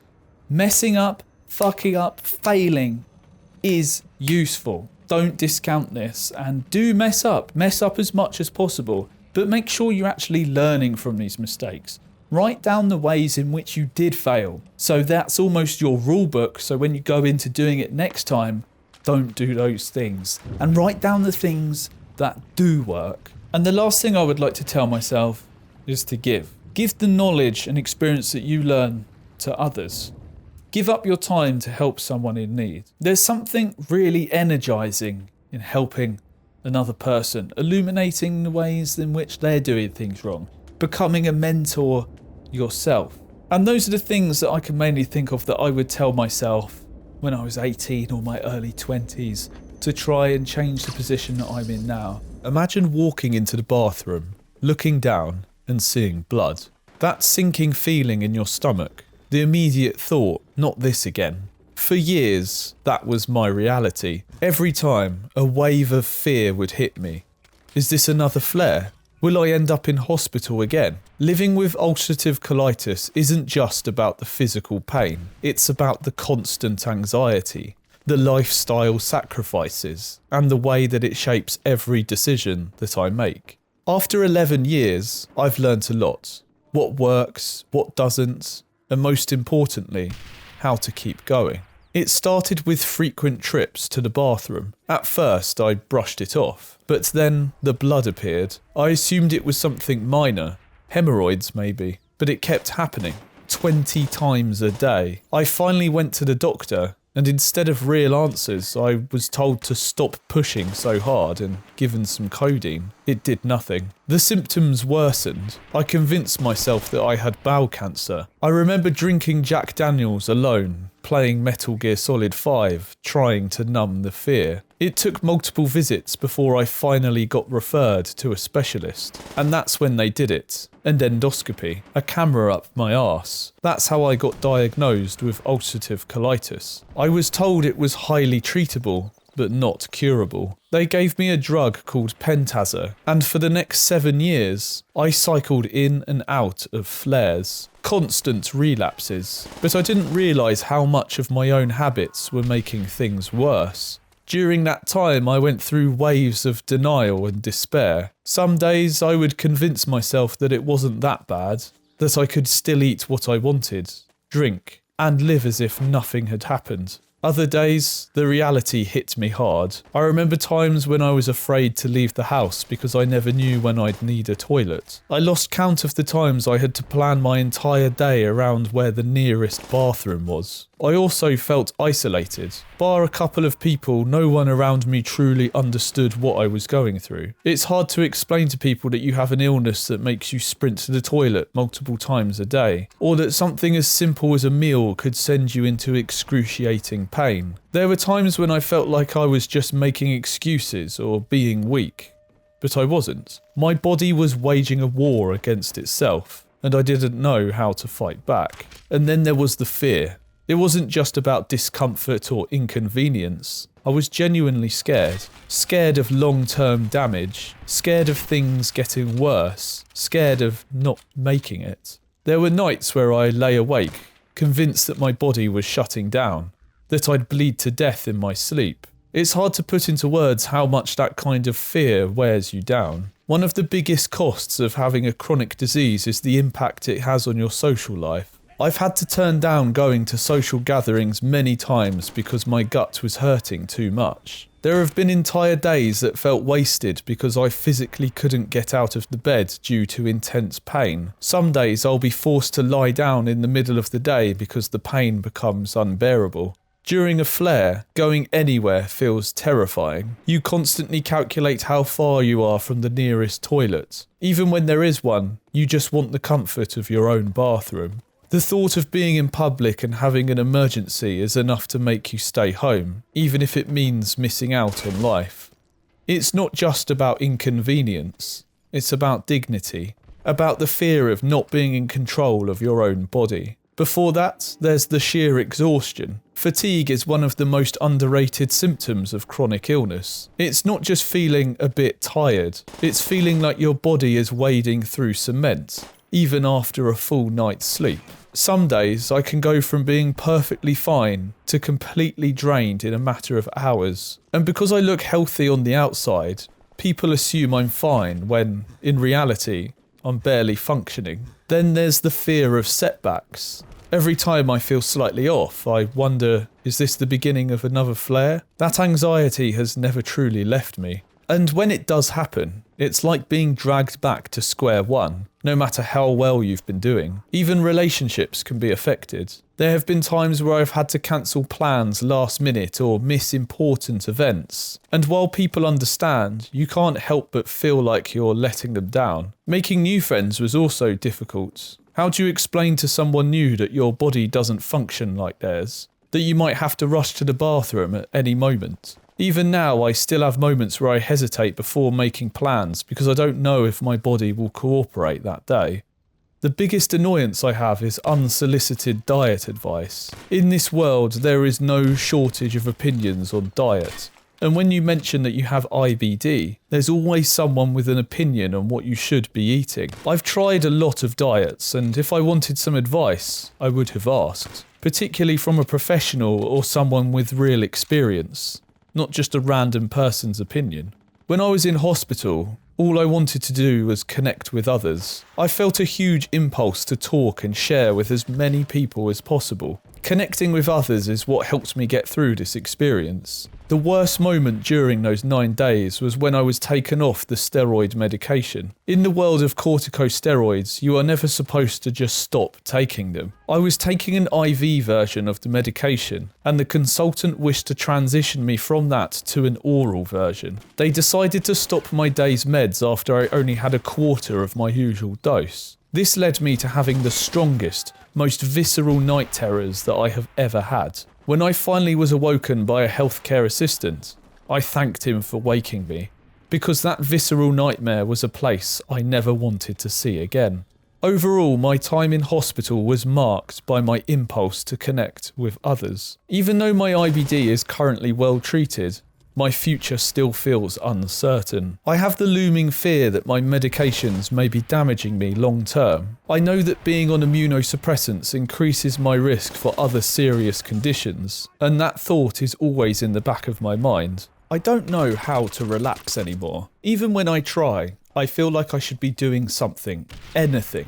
else. I spend most of my time thinking about what I need to do. Even when I'm drifting off to sleep, I have to frantically open my phone to jot down ideas. On the days when I have no commitments or plans, my mind drifts towards worries about my health. It's like I need something to be concerned about. If there's nothing, my brain will create something. When I try to relax or set time aside for a break, I end up finding work to do, or I just start to feel restless. Even in my downtime, I turn things into work. Video games used to be a safe space, just something I played to enjoy with friends. But now, even that feels like an opportunity to record footage for YouTube. There's no space where I can just sit down and take time away from work, because work enters those spaces. And the thing is, I think I like it.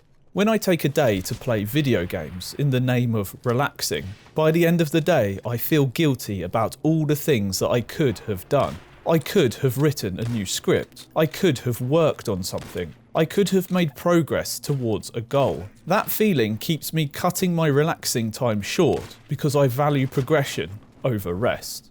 I don't tend to try new hobbies, only ones I already know that I'll enjoy. My thinking can be really rigid like that. The only real activities I engage in outside of work are going to the gym or running, but even those don't feel like hobbies. They feel useful. They help my fitness, my strength, and my health. If I'm not getting some sort of value out of an activity, I find myself asking, what's the point? Even on holidays with my fiancé, we somehow turn relaxation into work. Our last trip to Amsterdam was supposed to be a break. Just a place we know well, somewhere familiar. But as soon as we got there, I had a mental checklist. It was like I needed to complete Amsterdam. Almost like Amsterdam was an Xbox game and I was missing a few achievements to finish it off. We ended up walking a marathon's amount of distance across the few days that we were there, pushing through a packed itinerary. By the time we got back to the hotel, I was exhausted, but in a good way. The kind of tired where sleep feels like a reward.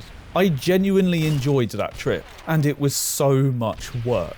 Before we had even left, I had a content plan. I didn't film everything, but I still turned our trip into work, recording hours of footage, capturing moments that I told myself I'd enjoy later. But in that moment, I wasn't relaxing. I was completing a task. I think that planning my trip in a way that met my targets, so that I could feel like that I had completed Amsterdam, actually made me happier. It gave me a sense of closure, like I didn't need to go back. It's the same feeling that I have about Thorpe Park, a theme park near me. I've been there multiple times, but there's one roller coaster that I've never been on. And because of that, I feel like that I haven't finished that park. In the back of my mind, I have this nagging feeling that I need to go back, just to close that loop in my brain. I don't even really like roller coasters, but I feel the urge to go purely to complete it. So would I even enjoy a relaxing holiday? Honestly, I don't think so. If I went somewhere relaxing, I know I'd just find ways to occupy myself. Maybe I'd try to make content about it. Maybe I'd hunt for a local gym. Maybe I'd create a whole list of objectives. If the rest itself was useful, like if I needed recovery time for my muscles to grow after training, then maybe I could justify it. But just sitting on a beach doing nothing, that sounds like hell.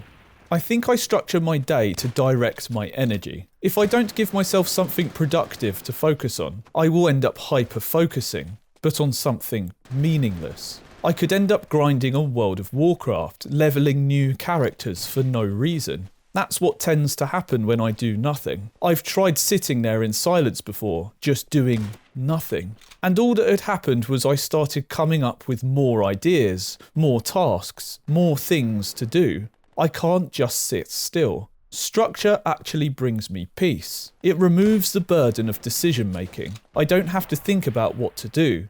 It's already been decided. I have a daily plan, and that plan makes me feel at peace. But when I have no structure, I feel lost. And when I feel lost, I get depressed.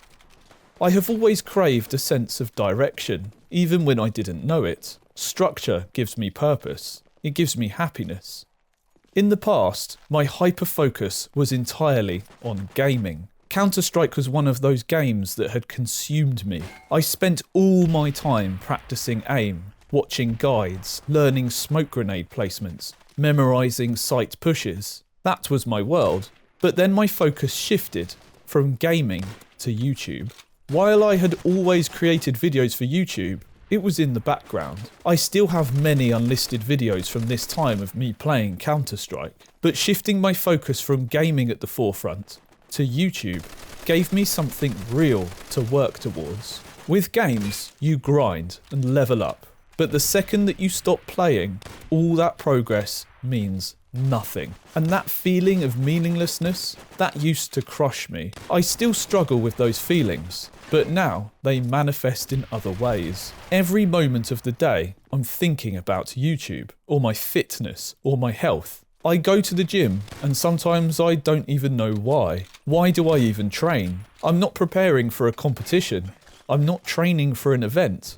I'm just doing it. Spinning my wheels because it feels like the right thing to do. At the end of the day, I don't really know what I should be doing. But taking no action, that feels worse. So I build structure.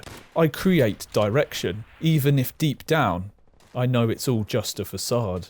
How much do you expect from yourself today? Some people wake up and expect nothing. Others wake up and expect everything.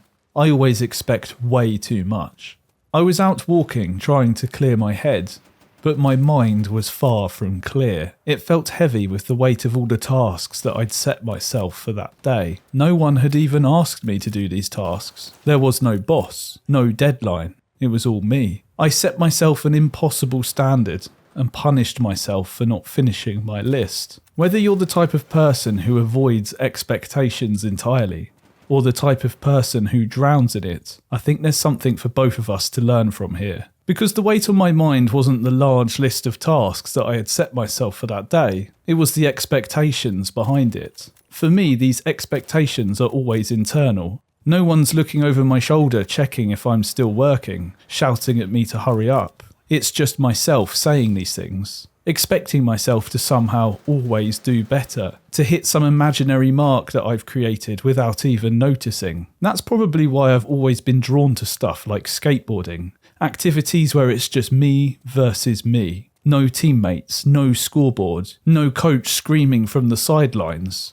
Just me, pushing myself, trying to be better than I was yesterday. But sometimes that mindset sucks all the enjoyment out of things. And if you're still here, it probably means that you may have felt this before. If so, consider subscribing. We're building an honest community here, and it would mean a lot to me. There's a cycle to this, and I've talked about this cycle before because honestly, it's everywhere in my life. Skateboarding, powerlifting, gaming, creative projects. It always starts from a place of enjoyment, doing something just because I like it. But at some point, every single time in fact, it flips. It becomes about progress, performance, and not falling behind. And when inevitably I can't keep up with these expectations, I quietly turn on myself. I stop feeling proud and start feeling like I'm failing at something that no one asked me to succeed at. I become my own worst enemy. For over a year now, I've always had at least a month's worth of videos scheduled ahead of time on this very YouTube channel. Not because anyone told me to do it, but because it made me feel safe. It's like an obsession. My hyper-focus kicks in and totally consumes me. It happens with skateboarding, with games like Counter-Strike and StarCraft. There's always room to be better. There's always mistakes to mull over in my mind. I'm never good enough. And right now, that obsession is content creation. I wake up thinking about it. I plan my day around it, squeeze as much time as I can spare towards it. And if I'm not actively working, I'm still thinking about it. I could be trying to relax, trying to sleep, cook food, seeing friends, but all my brain does is switch back to saying things like, write this idea down. I need to get home as fast as possible so I can work on this video. And the pressure doesn't only build when I'm overwhelmed with work, which is a lot of the time, but it also kicks in during my downtime. After a heavy period of work, if there's a sudden drop-off, I pour all of my leftover energy into something like World of Warcraft. But it's never casual. I end up obsessing, and I let myself turn what should be downtime into another job. And when that phase finally passes, it's like waking up with a hangover. I feel guilty, like I've wasted all that time, even though all I was really doing was decompressing by swapping one obsession for another.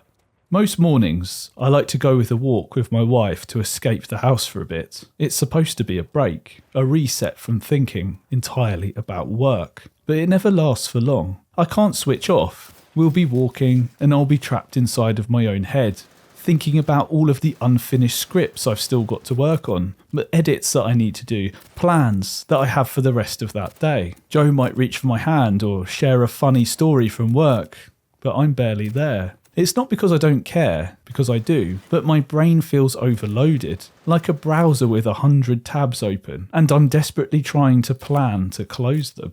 Fortunately, she understands because she's known me forever, but sometimes I think, if I was with someone who didn't have that history with me, it would look awful, like I didn't care at all. And honestly, that's the part that I struggle with the most. The stress can hit my body hard as well. I've got ulcerative colitis, and when I push myself too far, I literally see the results. Blood in the toilet, gut pain, a feeling of pressure around my heart. This can feel like a message from my body to slow down, but I struggle to listen. I may take my foot off the gas for a short time while I consider the real impact of what I'm doing. But as soon as I get distracted, I drift straight back into my tasks, into the stress of it all. A large part of this stress is my own self-imposed schedule. I've created a routine to keep myself functioning, but now it often feels like a prison. Before all of this self-imposed structure, my life was messy. I'd sleep when I felt like it, work sporadically. I had fewer expectations, and honestly, I think that life felt just a little bit lighter. I had less self-expectations as well, but suddenly everything changed. I know I've mentioned my hospital stay before, but this seriously was when my life shifted. It took something terrible for me to make real change in my life. I finally had energy, real sleep, direction of what I wanted, so I clung to it, built a system around it. But now that very system has shackled me. Missing a meal makes me feel anxious. Going to bed late makes me worry about tomorrow. Even tiny disruptions can feel catastrophic. I know that logically it's never as bad as I think it is, but emotionally, I spiral away. So why do I do this? Honestly, I think it's about that feeling of validation, a sense of control over my life. I want to feel like I'm succeeding at something and progressing in any sort of way. There's no school. No grades, no one to say that you've done enough. So I invent metrics, a schedule, and perhaps impossible expectations, which can then lead me to punish myself when I inevitably fall short. And it's about that sense of control too, when everything like money, health, the state of the world can feel so out of control. I clamp down hard on the one thing that I can manage, which is myself. I won't lie, this relentless pursuit to be better and follow my schedule has led me to doing more than I ever imagined I thought that I could. I've made far more videos than I ever imagined I would. I've managed to produce work that I'm proud of for others. But this pursuit can easily lead to making everything worse too. I saw this clearly when I played competitive games like Counter-Strike or StarCraft. I would obsess over every mistake, every missed shot. I would immediately react with anger at myself for not doing better. Then I would start telling myself things like I just need to react faster, aim better. I would tell myself if I was better in that moment, I would not have missed that shot, and perhaps we would have won that round. But it's the exact same loop again. Unrealistic expectations, disappointment, then self-punishment. Sometimes I'll look at a younger version of myself and feel frustrated. Why didn't you work harder? Why didn't you care more? But judging the past me by today's standards is ridiculous. I'm not the same person anymore.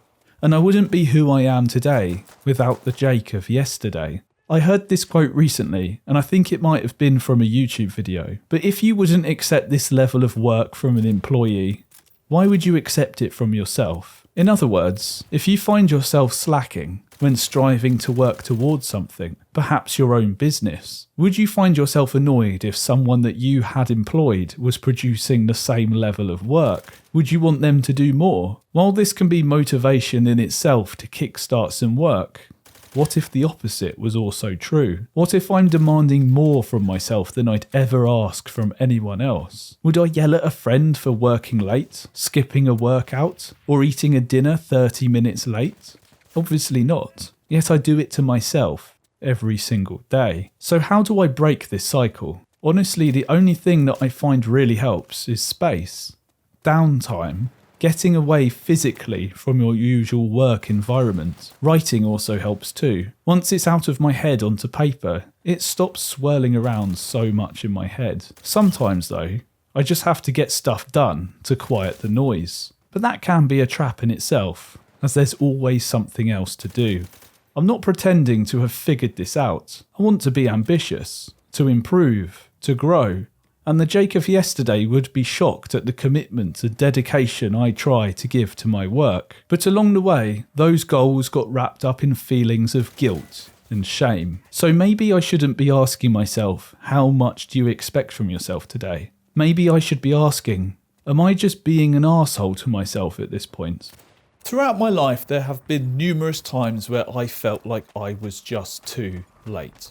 For instance, when I was 26, I thought it was too late to start going to the gym. I'm already getting old now and there's not enough time to go to the gym and get fit and get in the best shape of my life. And I was completely wrong, as I've been able to do that now at 32. But at 32, I felt another form of it's too late. I felt like it's been too late to invest and start putting money away for the future because I've missed out on so many years so far. There's no way I'm ever going to catch up with where I should be today. And going back to 2014, I thought it was too late to start a YouTube channel because there were so many big gaming YouTube channels already out and I was just too far behind. I had missed the boat. And even before that, just fresh out of college, I thought that I was too late because I had no idea what I wanted to do with my life. And what I've learned over my years of being alive is that that statement, it's too late, is always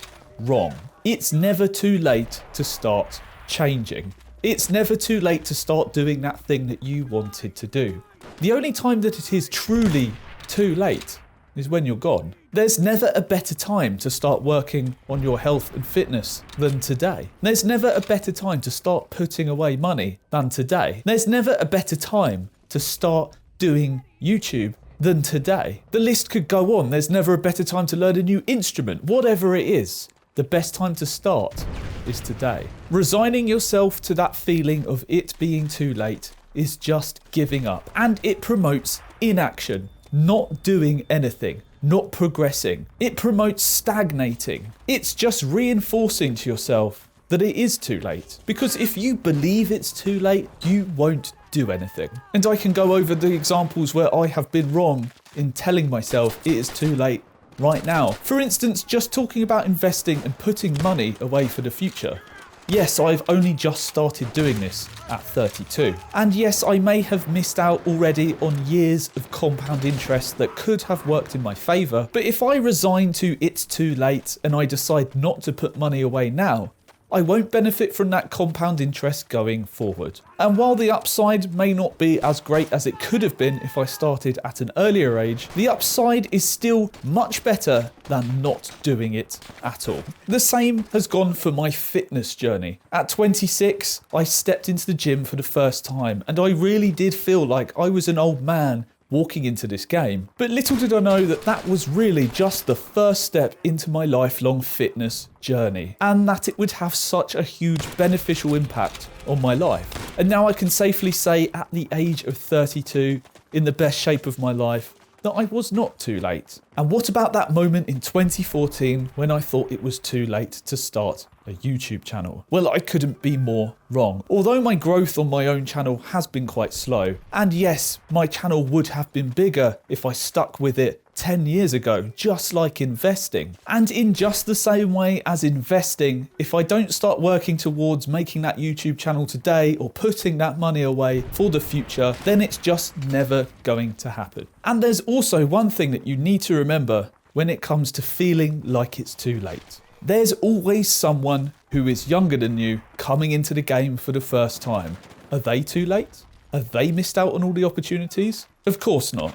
And neither have you. There's always people starting for the first time, no matter their age. And I like to take this as a comforting idea. Whether I start today or I start 10 years from now, as long as I start, that's okay. And at the end of the day, all it comes down to is knowledge. Knowing that putting your money away into the stock market is even an option. Knowing that making YouTube videos is doable. Sometimes you just need someone to illuminate that path, and once the light's gone, you still know where you're going.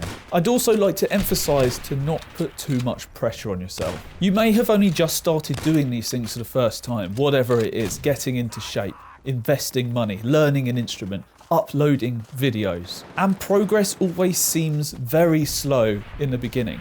But there's a saying, change happens very slowly until it happens all at once. All of the decisions that you're making today will compound into a greater and greater effect. So embrace learning. Embrace taking things with the slow approach. Embrace the marathon. Time is going to pass no matter what. And if you start doing things towards your future, the person that you will be in 10 years will be thankful for the decisions that you made today. I used to think that by the time I was 30, I would be gone. I'm 32 now. I'd never imagined having to make plans for the rest of my life. A mixture of chronic disease and a lack of direction in my life, and the world narrative led me to think that things just would end at some point. I was told that the world is fucked. Pollution will ruin the planet. The crops will stop growing. There will be overpopulation and no food to go around. So I withdrew and thought about video games instead. There's no point thinking about the future, I thought, only the now. But now time has caught up with me. Tomorrow always comes. And throughout my teens and my 20s, this was my dominant way of thinking. I never thought about the future. The future just wasn't worth thinking about. It's all doom and gloom, I thought. I won't make it. So today I want to talk about the things that I would have done differently if I had today's brain in yesterday's body. First of all, I would try harder. I'd try harder in school. I'd try harder in work. I'd try harder for my future. For the most part, I floated through school not really trying because all I cared about was hanging out with my friends and playing video games. My grades meant nothing to me. The word going around school is that GCSEs are pointless anyway. They mean nothing. Employers don't care about them. All they give you is an entryway into a college course. So, of course, I felt like it wasn't worth putting my energy into. I just did not care about getting GCSEs. And then when I entered the workplace, all I cared about was getting enough to pay rent, get a little bit of food, and then I didn't want to work anymore. I'd spend all of my free time playing World of Warcraft instead, and going to work any time past when I had already earned the amount of money that I needed seemed like a total waste of time. I did not try and earn money for the next month or the month after that or get any savings. No, none of it meant anything to me. All that mattered was that I had money in the now. I had enough for today, and that's all I cared about. There's a saying one of my friends has that he tells his kids, and I really like it, and this is something that I would follow myself. Easy choices, hard life. Hard choices, easy life. And I definitely fall under the first. Easy choices, hard life. So what this means is if you make decisions that are easy in the moment, tomorrow will be harder. This was a constant theme throughout my teens and my 20s, that I would make the easy choice. I would choose to not work. I would choose to play World of Warcraft, choose to get high, choose to drink, and choose not to work for my tomorrow. And then tomorrow would inevitably come around and I would be back with zero in my bank account and starting all over. I never had anything built up and it was always a hard tomorrow. But instead I would then make the hard decisions, put money away, work more hours, and then the next day would be slightly easier. There would be something saved, there would be something left over, and it would be slightly easier. And over time this could compound.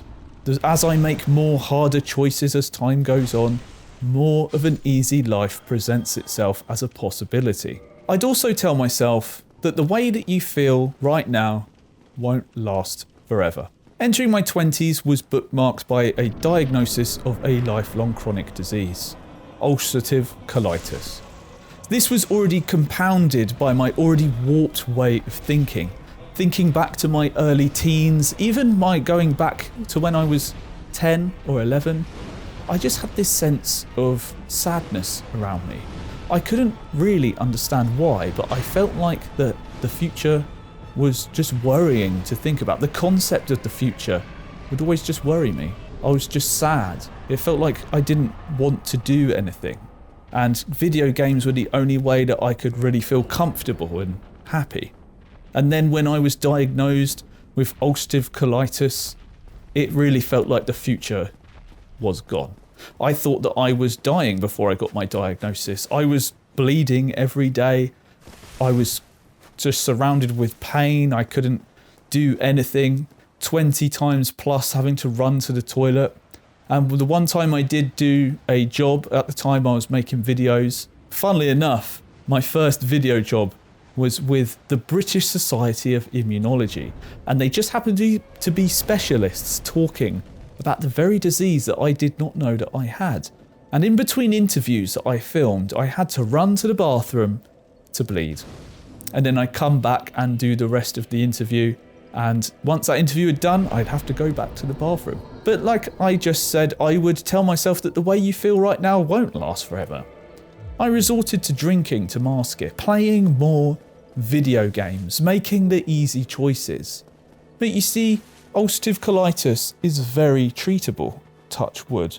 Don't want to jinx myself going forward, but it is very treatable. And right now, I feel fantastic, touch wood. And that feeling eventually passed, and I was able to be a healthy young man and have the ability to do things. But it was this just looming dread that controlled my life and stopped me from taking action and thinking of the future. I would also tell myself to bet on tomorrow. Make bets that double down on success for tomorrow. Tomorrow is inevitable. Today will end. And if you bet on tomorrow happening, perhaps by putting away some savings, perhaps by investing some money, or working slightly harder just to get a little bit more income, you're going to bet on tomorrow that you will be okay. And if you don't make it to tomorrow, then it didn't matter anyway. I would also tell myself that it's okay to feel lost. For most of my life, I felt lost, in fact. But through feeling lost, you explore, take action, try new things, and eventually you will find your calling, find what you want to do.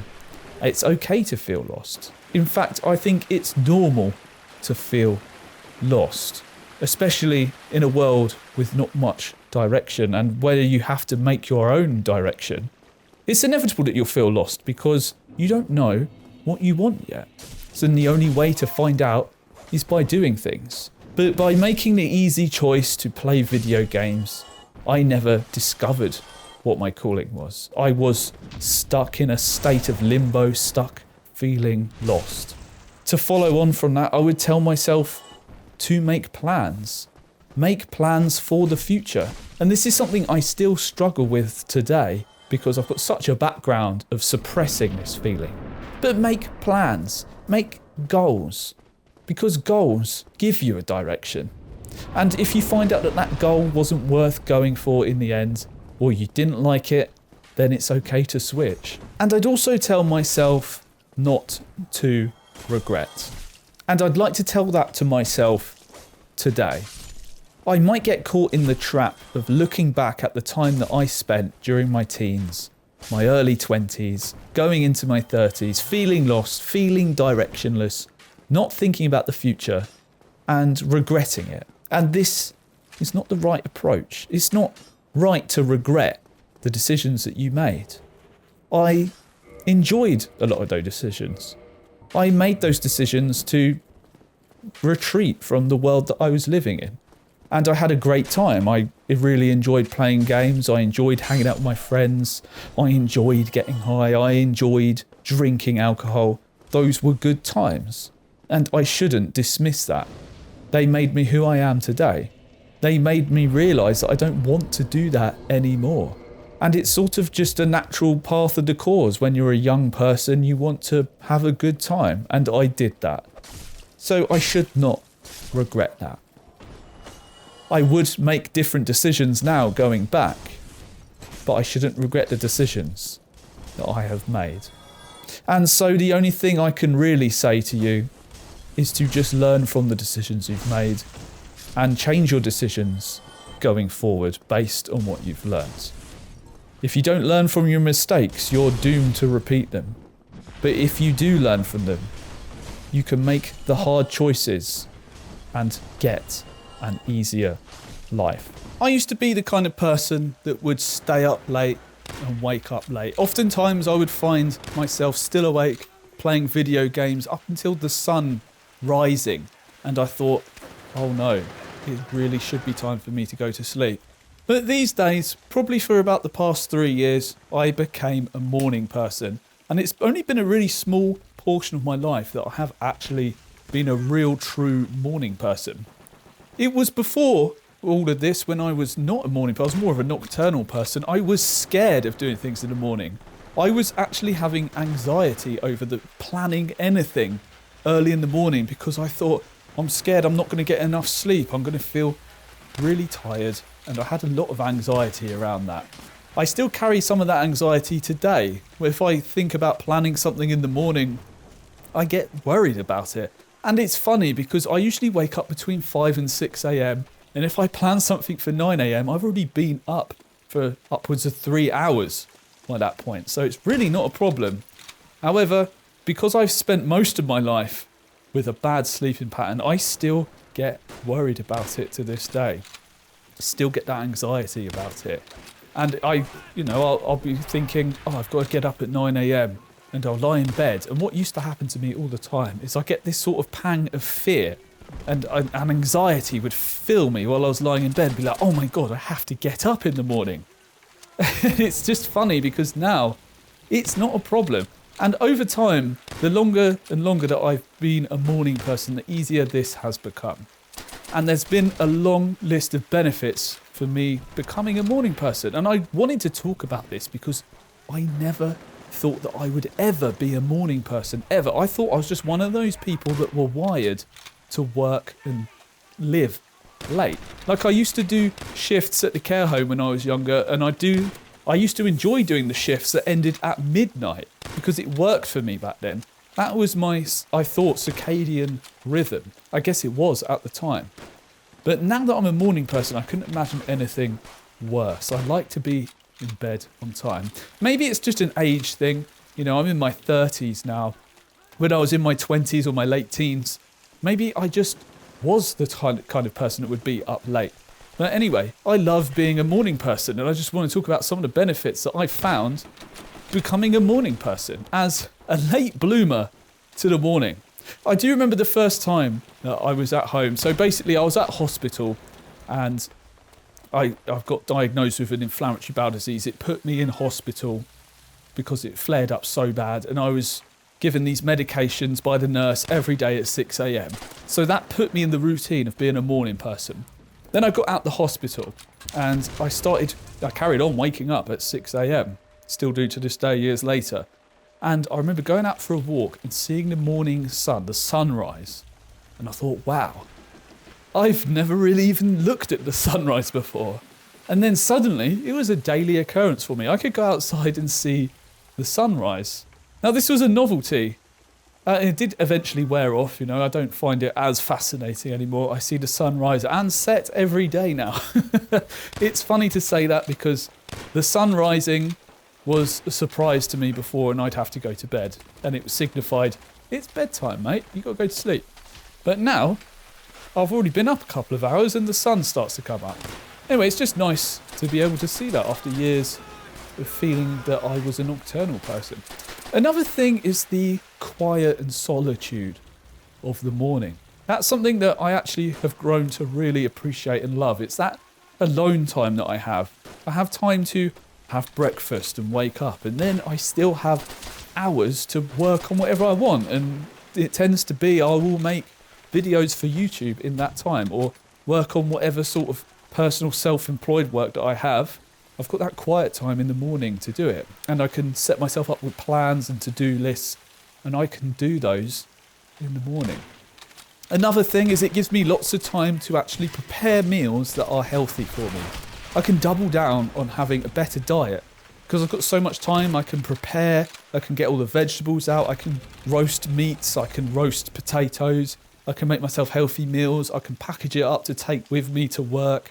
I can prepare myself healthy snacks, and I don't have to rush around and eat unhealthy snacks because I ran out of time. So that's another benefit to waking up in the morning. Another benefit that I found is I actually fall asleep easier. You see, before, when I was a person who thought they was a nocturnal person, I actually really struggled to go to sleep. I'd basically just have to lie there until I passed out. And this was a nightly occurrence. And it left me feeling pretty awful, really. Every night I'd sort of have this sort of anxiety and fear over, will I fall asleep properly tonight? And when I did finally fall asleep, I'd get the amount of sleep that I needed, but it felt like this sort of nightly battle that I had to go through to go to sleep. And I hated it, to be honest with you. I absolutely hated it. It was horrible. I wouldn't want to go through that again. And just now that sleep got very regimented sleep pattern now, I find it so much easier to go to sleep. Now that I know, I'm getting up between 5 and 6 a.m. I'm in bed. I'm probably getting ready for bed about 8:30. I'm in bed about 9, and I fall asleep pretty quickly after I do my nighttime regime, and it feels fantastic to be able to do that. And now I feel like I have so much more energy. I'm so much more of a productive person, and that energy follows through to every morning when I've got all that alone time, and I can use that energy to work on the things I like, double down on eating healthy, exercising in the morning. It sort of just compounds into feeling better and better and being more productive. So I'm not saying that you should change your sleeping patterns, become a morning person. I'm just telling you how it improved my life. And when I look back at the times when I was a nocturnal person and I didn't enjoy that, and all of the stuff that went with that, the anxiety, the fear, will I fall asleep tonight? I'm scared of scheduling things for the next day. I'm so much more of a calm and happy person now that I just know I'm going to get up in the morning. I can plan things, I can do things. Yes, it still affects me. I still have that sort of fear that I've trained myself to feel, but it has waned over the years, and I feel so much happier for it. So those are my thoughts on loving being a morning person, and let me know what your sleeping pattern's like down below. Do you find it hard to fall asleep? I know a lot of people do. Where I work, I speak to a lot of people, and one of the first things I usually like to ask is, how did you sleep last night? And they'll tell me, I've got maybe 4 hours, 3 hours, 5 hours, and they'll be sat there drinking energy drink, and they'll try and lightly suggest some tips. But I don't like to try and lecture people. I save that for when I like to go on and on in these videos. So yes, I know sleep is one of the things that probably many of us, if not everyone, struggles with. Not everyone's going to get perfect sleep unless you're Brian Johnson. And if you don't know who that is, give him a search. I often find myself overwhelmed. Overwhelmed with the things that I should be doing. Overwhelmed with my responsibilities. Overwhelmed with the goals that I've set myself and how to get there. And I found the best way of combating this is by making lists. And making lists is helping me fix my life. So what do I mean by this? Well, if I didn't make lists, you wouldn't be listening to me talk right now. If I didn't make lists, I wouldn't be going to the gym and keeping myself healthy. If I didn't make lists, I wouldn't be working towards any of my goals, and I'd probably be doing nothing, playing video games and wasting my time. I truly think that making lists has made a huge positive impact in my life, and I know that it can make a massive positive impact for your life too. So why even make lists? Why do we need a list of things to do? Well, part of making lists is practicing executive functioning. And executive functioning is the ability to break down large tasks into smaller, easier tasks. And you can already connect the dots here of how that can help overcome overwhelm. If you're overwhelmed with any of your goals or any tasks that you've been given or some work that you've got at your job, working on your executive functioning by making lists is one of the easiest ways to give yourself control back and reduce that overwhelming feeling. For instance, one of my goals is to grow this YouTube channel. And just by saying that, it's confusing. How do I grow the channel? What do I even do to achieve that? But by using lists, I can break down what I should be doing each day. For instance, today's list kept me doing my chores around the house, it got me to the gym, and now it's got me down here recording 2 videos for this YouTube channel. If I hadn't made that list and stuck to what I said I was going to do, I wouldn't be down here working towards my goals. Another way that lists has been fixing my life is it keeps me accountable. If I write something down and I don't do it, when I check my list the next day, that task is still there. I still know about that task that I did not do, that I ignored. Perhaps I ran out of time. Whatever the reason is that I didn't do that task, it is still there, sat on my list. So I can add it to today's list. And if I don't do it again, suddenly my to-do list is getting bigger and bigger until I actually finally sit down and tackle that task that I had been ignoring. So by writing down everything that you need to do, it can keep you accountable by seeing the things that you're not really doing. And by extension of that, this also teaches you how to prioritize in life. If there are some tasks left over on your to-do list that you're just not doing, it might just be that they're not much of a priority for you. And this can help you see where your priorities are in life and if your priorities are in the right place. If it's something that you know that you should be doing and you know that it's of a high priority and you're not doing it, there's something there to explore. Then maybe it's time to ask yourself, why are you ignoring this task? Would it be better if you just sat down and did that task and focused on it for even just an hour? Probably. Another way that lists has been fixing my life is that I now have structure to my day. I know what I need to get done in the morning. I know what I need to get done by lunch. And I know the things that I want to be doing in the evening. I don't hesitate to say that making lists has actually fixed my sleep. I initially made a list of things that I should be doing to help me sleep better at night until I just embedded that list into my brain, and now I just do those things on a night-to-night basis, and my sleep has improved dramatically. I also believe that making lists has actually improved my memory. I'm far more likely to remember what I need to do for that day if I've written it down in the morning. Even if I don't refer to that list later that day, I still am more likely to remember the tasks that I've written down and told myself to do, and I'm more likely to make them happen. So I think making lists can have a real impact in helping you meet your goals. Even if you don't look at that list day to day, you might just make a list of what you should be doing that week towards your goals. You're far more likely to work towards your goals if you actually write down what you need to do. And I found with my day-to-day to-do lists, I like to keep them short. If you're able to write down what you need to do in the shortest amount of words possible, then your list may not seem so overwhelming. You can also start your to-do list with easier tasks. This means that you're more likely to cross off things earlier in the day and help give you some momentum going into perhaps the harder tasks later down the to-do list. And I'd just like to emphasize the importance of actually doing the tasks that you write down, doing the things that you say you'll do. Well, I've already mentioned how writing down your tasks and not doing them can spill over into the next day, but I think writing down your to-do list and actually doing the things that you write down is very good practice in perseverance and doing things regardless of how you feel about them. And this is something that is really useful to take into all aspects of life. The ability to put aside your emotions, maybe even feel the emotions while you're doing it, but just get the task done. Get the to-do list done. Do the things that you say you will do. I wholeheartedly believe that if you're the type of person that works on doing the things that they say they will do, you will have more self-belief in yourself when you say you will do something. And not just that, but when you tell someone you're going to do something, you'll have more confidence in that, and they will have more confidence in you, especially if you have a track record of actually doing the things that you say you will do. So think about something that you wanted to achieve, but you haven't actually taken any action towards.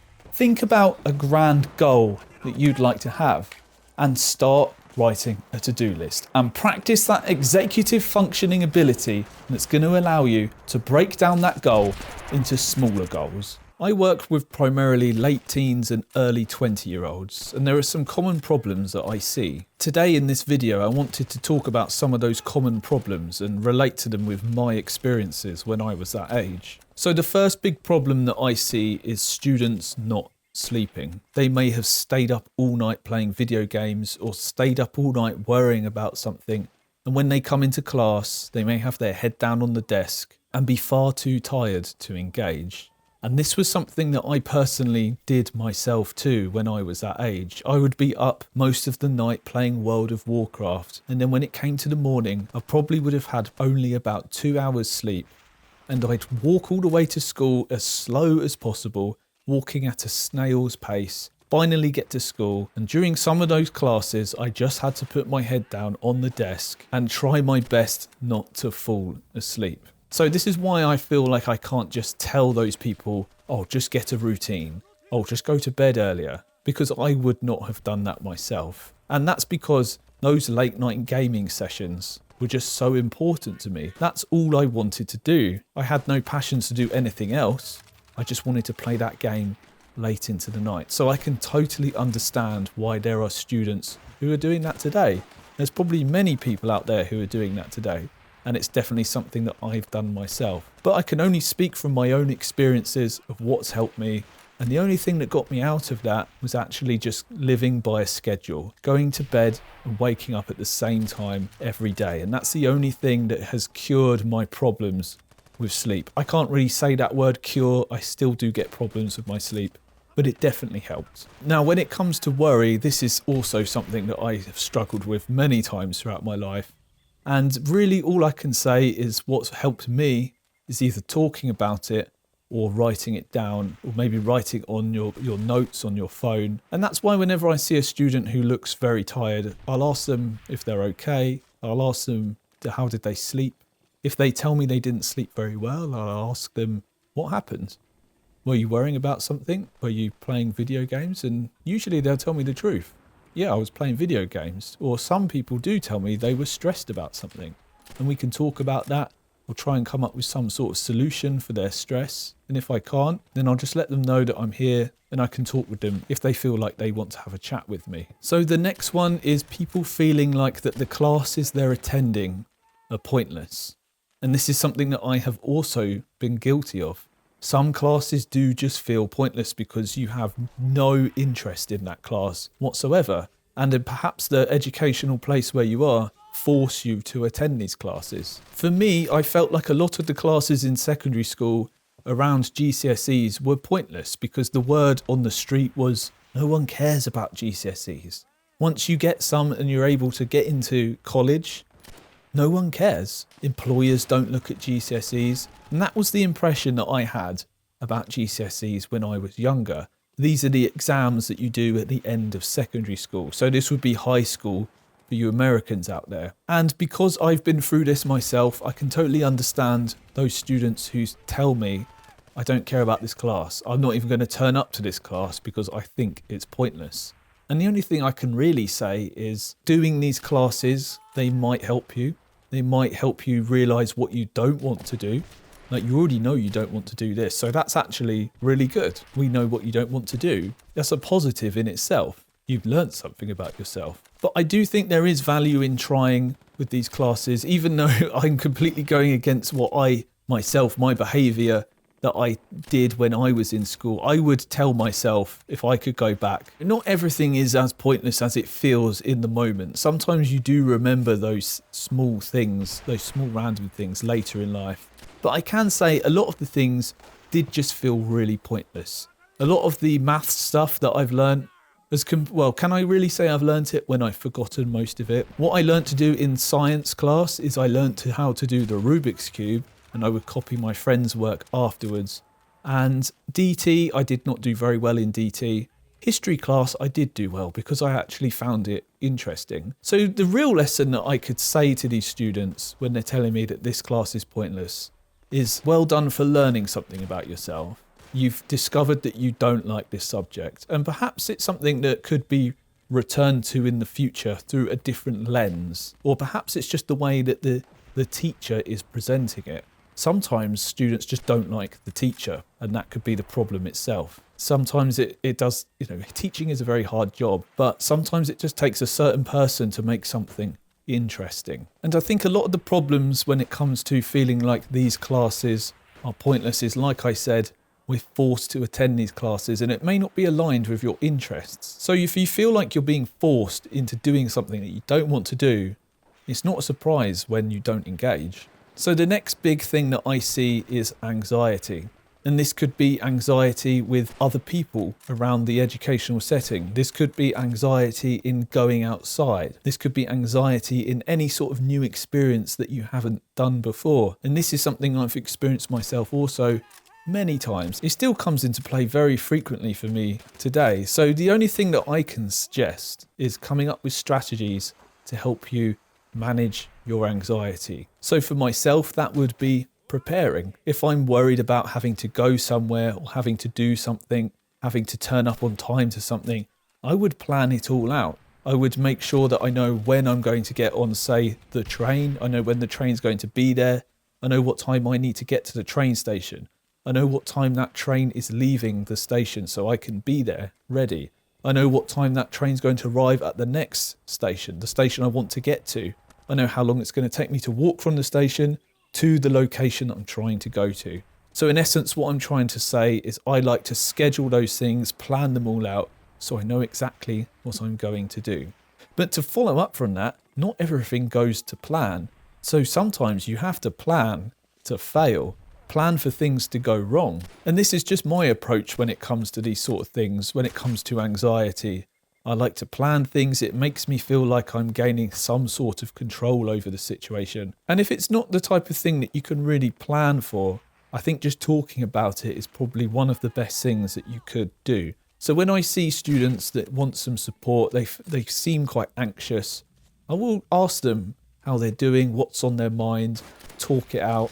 And if they're not the kind of person that wants to talk in that moment, maybe we could write something down, or I could let them have some quiet time on their own. Sometimes we just need that space to be on our own, feel those feelings, feel that anxiety, and let it pass. And that's something I've also learned to do over the years, is actually just let myself feel those emotions. Let them come, then let them pass as well. These emotions won't last forever. They're just a response to whatever you're thinking about, whatever's going on in your environment. It's a natural human response. Anxiety is a normal thing to experience. And sometimes it just takes a bit of practice to allow yourself to sit in that feeling and get used to feeling it. So another problem that I see is drama. Arguments, people not getting on, people taking things out of context as to what other people are saying. And I think this is just always going to happen when you're in a setting where there's lots of different people. There's always going to be some sort of drama. So the way that I deal with this is actually, retrospectively looking back at it, it's a learning experience. These dramas may seem like the biggest thing that's ever happened in your life when they're going on. But when you've got some distance between you, in retrospect, sometimes you might see they're not as big as they seemed. But definitely these dramas can have a huge impact on your well-being, on how you're feeling about yourself. So these dramas must be addressed. And I think this is just where I learned to keep to myself. So back when I was in the educational setting as a student, there of course were these dramas that were going on. And my go-to approach would be to just not get involved. If it's not related to me, then I'm not getting involved. And if there was something that was going to happen to me, I learnt to be a runner. If someone was trying to perhaps start a fight with me or try and mug me or anything like that, I would run. And I could outrun a lot of people, so I felt quite safe in my ability to outrun these problems. But sometimes you can't outrun the problem, and sometimes you have to deal with conflict. And that's where these dramas can be a really good learning experience for building yourself more confidence in dealing with confrontation. And to be completely transparent, this is something I'm terrible at. I am really bad with confrontation. And that's why I think I actually really do struggle with negative comments, because it's a form of confrontation. For some reason, it sounds like I'm saying that word really strangely. So I can't say I've got much good advice for dealing with confrontation. Still feels weird to say that word. But what I can say is try and make your body as physically prepared for this. Build yourself up, strengthen your body. Practice hitting the punch bag in your local gym. Get yourself feeling capable so you don't feel so vulnerable if there was to be something we have to confront someone. And as with anything, it's probably just a case of exposure to it and building your confidence up so you feel like you can deal with it. In terms of where I work, I need to diffuse these dramas, but as the person going through it and experiencing it, it's a whole different story. And the options that I chose to do when I was in these sort of situations were to either not get involved or run away. So this next point is high caffeine use and vaping. And the thing is, I feel like a hypocrite if I criticize anyone that does these things, because I used to drink energy drinks, not to an extreme extent. Like when I was younger, I did drink energy drinks. I've drunk coffee for the majority of my life. I used to smoke. I have vaped before. So I can't tell anyone not to do it. And that's not what I'm setting out to do here. It's just an observation that I hear from people that they may have drunk cans of Monster Energy. And it does concern me when I hear people coming in and saying that they've drunk more than 2 cans of Monster Energy drink. Some people say it doesn't affect them, that they feel nothing from it. But still in the back of my mind, I get this concern that drinking more than 2 Monster Energy drinks in a sitting is a lot. And just the amount that I see people drinking these large energy drinks does concern me. As an adult, a person, in their 30s, it concerns me. When I was that age, I didn't care, and I drank them too. I didn't really drink Monsters. I actually went to the local shop called Lidl, and we get 4 cans for £1. And these were little cans. But yes, I still drank energy drinks, so I can't really criticise anyone for doing it because I did it myself. So let's talk a little bit about vaping. When I'm outside my place of work, it absolutely stinks of these sweet aromas. Everyone is vaping, and the general public, I see so many people vaping. It's everywhere. And again, I've done it myself. I didn't vape for that long. I did smoke cigarettes back when I was 17. So I can't say to anyone, don't do that, because I'd feel like a hypocrite. But it is important to think about the long-term effects. When I was 17, I had none of those concerns in the back of my mind. It was what I wanted to do when I wanted to do it. The consequences of the long-term effects of doing these things meant nothing to me. So I can understand why so many younger people do it now, because I've been there myself. But as a health-conscious 30-year-old, when I see everyone vaping, smoking, drinking energy drinks, I do in the back of my mind think that we would be healthier if we weren't doing these things. But I'm sure these people have been told that before. They all know it. And again, I'd feel like a hypocrite if I was to try and tell them not to. So I don't do that. I never complain. I just observe. And the only thing I can do is choose what to do with my own body. Yes, I used to do those things, and I don't do them today. And I do worry about those effects because it was so many years ago I used to smoke. What effects is that had on my lungs today? Would I be a healthier, fitter person today if I didn't do those things when I was 17? There's no way for me to ever find out an answer to these things. I used to think that I was just lazy. But the truth is, I didn't know how to care about something that just didn't matter. And for years, I confused that feeling with failure. But if you're watching this, you probably don't want to stay stuck in that feeling. You want something to change, even if you don't know what that is yet. That's where I was. And this video isn't about giving up. It's about figuring out how I ended up in jobs that drained the life out of me.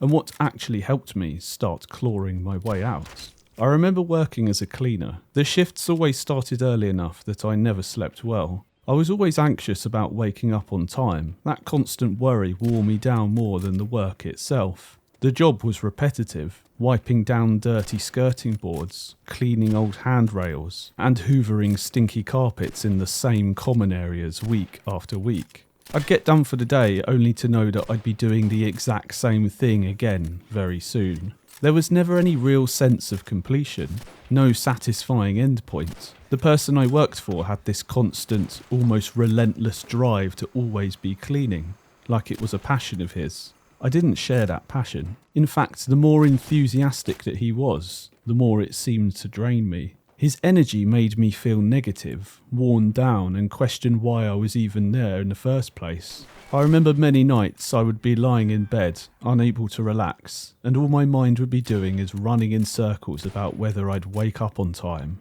whether I'd oversleep, whether I'd fail, all whilst wishing I didn't have to do it at all.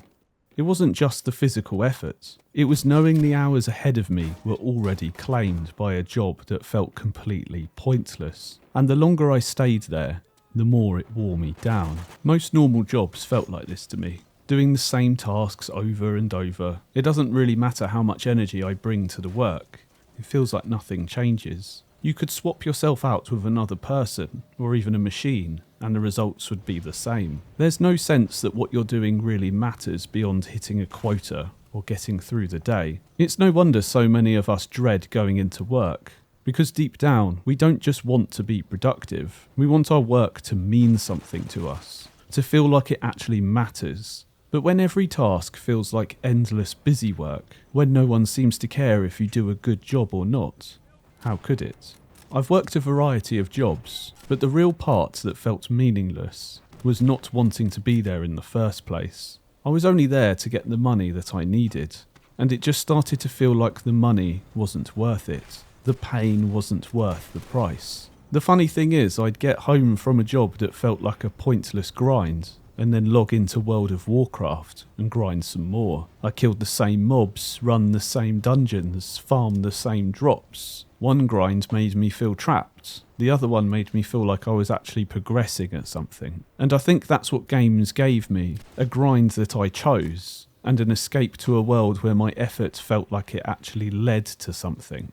Real life didn't feel like that. It felt like I was just doing things that I didn't care about, because it felt like it was what I was supposed to be doing. When you spend years doing work that feels meaningless to yourself, it does something to your sense of self-worth. You start to believe that you don't deserve anything better, that this is all that you're capable of. I used to feel embarrassed to tell people what I did for work, like it was some kind of reflection of my self-worth. I didn't have a good career. I didn't have a title that impressed anyone. I had a job that just paid enough to scrape by, and that was about it. But beyond that, it felt like being a cleaner was all I was worth as a person. That was the pinnacle of my life, and it was shit. I still feel the effects of this today.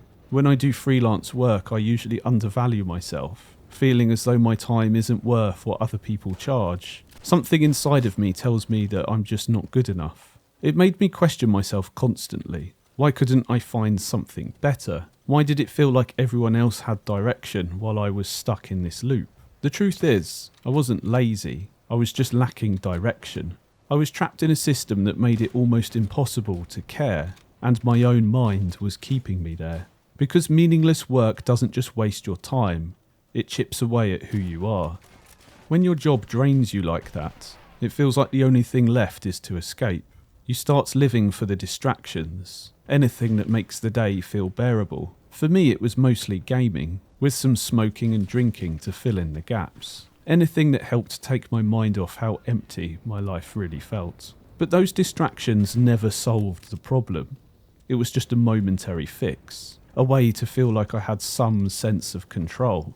But they never let me question why I felt so lost in the first place. I wasn't building anything, I was just drifting, just trying to survive the day and hoping something would magically change the next. The longer that you stay in that cycle, the harder it feels to break free, because I think you start convincing yourself that it's too late, that the job is stable, that at least you know what to expect. There's that saying, the devil that you know feels better than the one that you don't. I was scared of becoming one of those people that stayed in a job they hated because they feared change. So I did the opposite. I kept quitting jobs and changing, never staying at one for more than a year. But that didn't fix it either. Eventually it caught up with me. I ended up in hospital and was diagnosed with an inflammatory bowel disease. And I know that the stress of work played a large role in that. Not just the work itself, but how pointless and draining it all felt. You'd think a moment like that would force some kind of change. But if anything, I let it pull me down further. I didn't feel like I had answers, just another label, another thing that I had to deal with. I stopped trying to figure anything out. I'd continue to game into the night, sleep late, and just get through another day. I kept telling myself that I'd figure things out eventually, but I wasn't figuring anything out. I was waiting for life to happen to me. You could say it was the opposite of agency. I just drifted, hoping something would come along and fix it for me.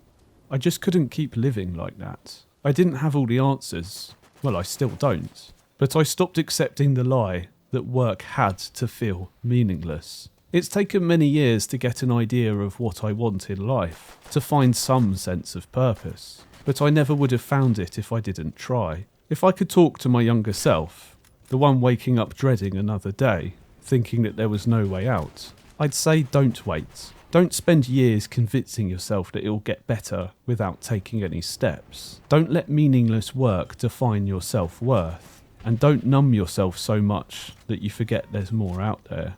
You have more control than you think. Even if it's small and doesn't really make sense, start doing something that matters to you. When I was in school, I knew exactly what was going to happen day to day.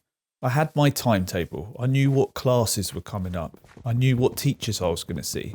I knew that I had to be in school every day. My day was already planned out for me. My week was already planned out for me. And term after term would happen, and I knew what was going to happen. But then, one day, education was just over. And suddenly, I was just out in the world, and I felt directionless. I just want to talk a little bit about this because it's something that led me to feeling very lost, and lost for years and years. So, I mean, you go to school when you're very young, and it's a very regimented life. You know that you need to go to school, you have your dedicated time off during the half term or the end of term, the summer holiday period. But you know, once that's over, you're going to be going back to school, you'll see your friends, you'll be surrounded by people, and you just have an idea of what is going to happen. And then once education is over, you've got to kind of just figure this out for yourself. And I think that the way when you spend all this time from a child to becoming an adult with a strict, rigorous schedule, it doesn't help with that feeling of being lost, because I'm so used to having my time almost dictated by another person. And when that's all gone, it's a real struggle. I had no real coping mechanism for trying to figure out my own path. And I think this could have set me up for a bit of failure, to be honest. I left school with no ambitions, no purpose, no drive to do anything. I was always that kind of student that just sort of floated by. And my dad used to say this all the time. I would just sort of coast. Things would just happen to me. It was like life was just happening to me. I personally never had the impetus to take control of my life until literally the past couple of years in my 30s, where I'm thinking, wow, I have wasted a lot of my time. And a lot of that comes down to that just feeling of being lost, not knowing where I'm going in life, not knowing my direction. And I think that some of you listening may feel the same way as me. School really gives you that schedule. And looking back, reflecting on that, that's something that I actually really valued. I valued knowing what I was going to do. I valued knowing what was going to happen the next day. I knew, like I said, I knew exactly who I was going to see, the teachers, the classes, had an idea of a semblance of the work we were going to do. And even though I kind of just coasted through it, I didn't really pay much attention. I somehow got through school, I went through college, and suddenly I had to get a job. So I was working in a care home on a brain injury ward. And honestly, it got to this day where I'd look after patients, and that would include bodily care, so like cleaning up their mess, feeding them, basically day-to-day stuff. And I did that for a little while. I worked in quite a few care homes. And I remember there was this one patient that came in, and he had HIV, or it might have progressed to AIDS, I don't know. Basically, he had a highly transmissive virus. And I was told, oh, he's a biter. He wants to bite people. And I thought, well, that's how it's going to be transmitted. Do I really want to work with this guy? I'll be honest, I think my time here is up. And I decided to go to university and almost postpone my time in the workplace. Now, looking back, that's a whole nother topic. Was university worth it or not? I've got a whole lot to say about that, but disregarding that right now, I kind of just coasted. And I enjoyed the time that I had there. Honestly, I had a good time. I met people that I still talk to today. It's led to the work that I do today in its own roundabout way. But I had another time, a period of time where I was now having my time allocated for me. I had lessons to go to. Except this time there wasn't such a strict... if I skipped a lesson, there was no recourse for that. Except there actually was recourse for that. And that is just in my own accountability. And I see that now, later in life, that the decisions I make, they always have consequences. I just may not have seen them there. The teachers weren't telling me off for not coming in. They just sort of expected me to take matters into my own hands. And perhaps I'd be in a better position now if I actually took accountability for this sort of thing earlier in life. So I think having that freedom is a useful, valuable lesson that seems to only have dawned on me after far too much time.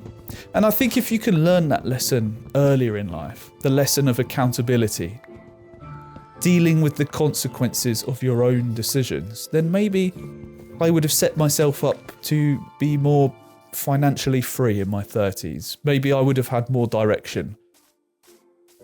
And I think that that's a lesson that needs to be taught at a young age. Because when you're in school, yes, there are consequences for your decisions, but not real consequences. Yes, you might get a detention. Maybe you act up and you get excluded, and then you go to another school. But a lot of students would have just seen that getting excluded as a good thing, because they don't have to go to school. So what real consequences could actually make them see the error of their ways? This is a difficult one. So going into adult life, the way that I've managed to give myself some semblance of purpose and direction is by setting my own schedule.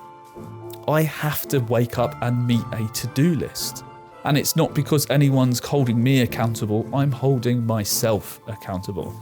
And I find that I feel so much more happy and fulfilled when I'm doing my daily tasks, when I'm fulfilling the requirements that I have set out for myself. For instance, today, after having breakfast, I am to come down here, talk to you guys, and then record a video for another channel. And then the rest of my day starts. And I do that first thing in the morning. I mean, right now it's just turning 7 a.m. I've been up for 2 hours and I'm ready to get stuff done. Yesterday, I met all of my to-do lists, and you know what? I felt absolutely knackered and very accomplished. I thought it was a fantastic day, and that's just because I met all of my tasks that I set out for myself. So if you're someone that is struggling with that sense of feeling lost, perhaps you felt a bit overwhelmed by all the possibilities after finishing education. Perhaps you're still in education. Try setting yourself some tasks. And that can be hard without a clear goal, a clear idea of where you're even going. And that's something that I lacked for a very long time. And I think that's just something that we all have to work out for ourselves. But what you can do in the meantime is just set yourself an interim goal, a short-term goal. Maybe just something small and just start doing some to-dos towards it. And eventually you will find direction and purpose through action. That's what I found. It's that taking action that really helps you find your purpose. For instance, one of my goals, pretty much since YouTube existed, was I wanted to make content. I was making content before YouTube existed. I just liked filming stuff. And I decided, well, almost 2 years ago now, that I was going to make content and I'm going to do it properly. And when I say properly, I mean I'm just going to stick with it. So a lot of my to-dos orient around actually just making content, just focusing on actions that I can complete each day. For instance, sitting here and talking to you guys about this very topic. That is one of my actions, and I will feel successful for doing that. And a whole nother sort of subject is how you focus your energies. I've been trying to focus my energies more on the action of creating rather than the outcome of creating. So what I mean is I actually have been making sure that I make a video and that is deciding whether I have won or not whether the video gets views or not. That is irrelevant. In the long term, yes, it would be nice to have views, but what really matters to me is that I make content. That's all that matters. That means that I have won. I have taken action. I have put something out there. And the same goes for you. And it doesn't have to be about videos. It could be about anything. Perhaps you want to be a doctor. Perhaps you want to be a train driver. These are the sort of thing I work with students and I hear they want to be a marine biologist. They want to be a train driver. They want to do all of these cool things. And one thing that they struggle with is setting interim goals. And they might get mixed up. So, for instance, let's take train driver or marine biologist. Step one is probably you're going to have to get your English and maths so you can understand documents, you can do simple arithmetic, or you've just got that sort of base amount of logic that you're able to solve simple problems. And there are sort of requirements for a lot of other courses. And then you might be looking on to college. What sort of college course could help? If you're doing marine biology, perhaps it is an animal care course. And then that animal care course could then lead onto a sort of job. Maybe you work in a zoo, or you get some sort of position there, or maybe you work at a local cat sanctuary, or you volunteer for the RSPCA. So you help rescue animals, whatever that might be. There's some sort of link there, some sort of progression. And it's setting those little interim goals that help you towards the main goal. Maybe you come up with some different goals for yourself, but as long as it's all working towards that big umbrella goal of you're becoming a marine biologist, then that you are a success. You are working towards what you want to do. And it's totally okay to get halfway through and realize you don't want to do it anymore. That's okay. We change our minds. And what you can do is continue working towards that whilst you figure out what you're doing. Just in case that actually it was just an interim thing. You just sort of change your mind during that, but you might find that your passion is still there and you come back to it. Or maybe you do want to completely do a crash change, completely change everything. That's okay too. And you might go through a period of time where you do feel lost. You try and figure out what you want. And if you're in that sort of period right now, then just still focus on taking action. Try something new. Perhaps go to your local gym. I find personally a lot of value in going to a local gym. And I'm not talking about a chain gym or like those big corporate companies that create gyms. I'm talking about your local gym. Like that sort of dirty warehouse of all the greasy weights. Go there. Because there you meet all sorts of people. And personally, this might be different around in different parts of the world, but your local corner gym, that is where community happens. That's where people are more open to talking there. And you can get talking to different people. And you might actually find that there's someone who is a marine biologist in the gym, or something of similar to that, a similar ilk to what you're interested in, what you were interested in. You might end up talking. It might reignite your passion to continue. And then you can just set yourself small tasks again, day by day. Perhaps you don't know at all what you want to do, like I did. And what would I tell myself? Going back when I was about 18, 19, no idea what I was doing. Hell, even 17 and 16. Hell, even before that, when I was 11. I had no idea what I wanted to do when I was in school. But the thing is, that was completely masked by the fact that school was giving me day-by-day lessons. It's really when you leave school that I found that this hit me. I don't know what to do. It's like the question that people ask me when they say, where do you see yourself in 10 years? I have never been able to answer that because I don't even know what I want tomorrow. How can I know what I want in 10 years? And I'll be honest, if you ask me that now, I still can't answer that question. I don't know what I want in 10 years. Will I even be the same person? Probably not. But I can focus on what I want in the next couple of weeks. And so far, it's tended to be the same thing. In fact, it has been for the past couple of years. So anyway, what would I tell myself if I was feeling lost? I would tell myself just do something. Stop drinking, stop smoking, and just do something. It doesn't matter what it is, as long as it's not self-destructive. Work towards something. And when you start working towards something, you'll realise whether you want that thing or not. And then you can try something else. And as long as you keep doing that, you're on the path to success. And even if you don't get monetary success, you don't get some sort of career out of it, that doesn't matter. The success is in the fact that you tried. You tried to do something. You did something different. And if you keep doing that over a long period of time, you'll probably find something that you are interested in. And that's what I would tell myself. And that's what I would suggest to you as well. Just keep trying.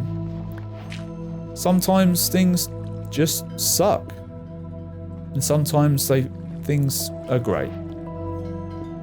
Just take a little macro look at where you are right now. Take a step back. Are you in a period of time where it's best to maybe just double down on some education? Become more skilled at something. Learn a new skill. Meet new people. Or are you in a different period of time where you are smashing your goals and working towards something?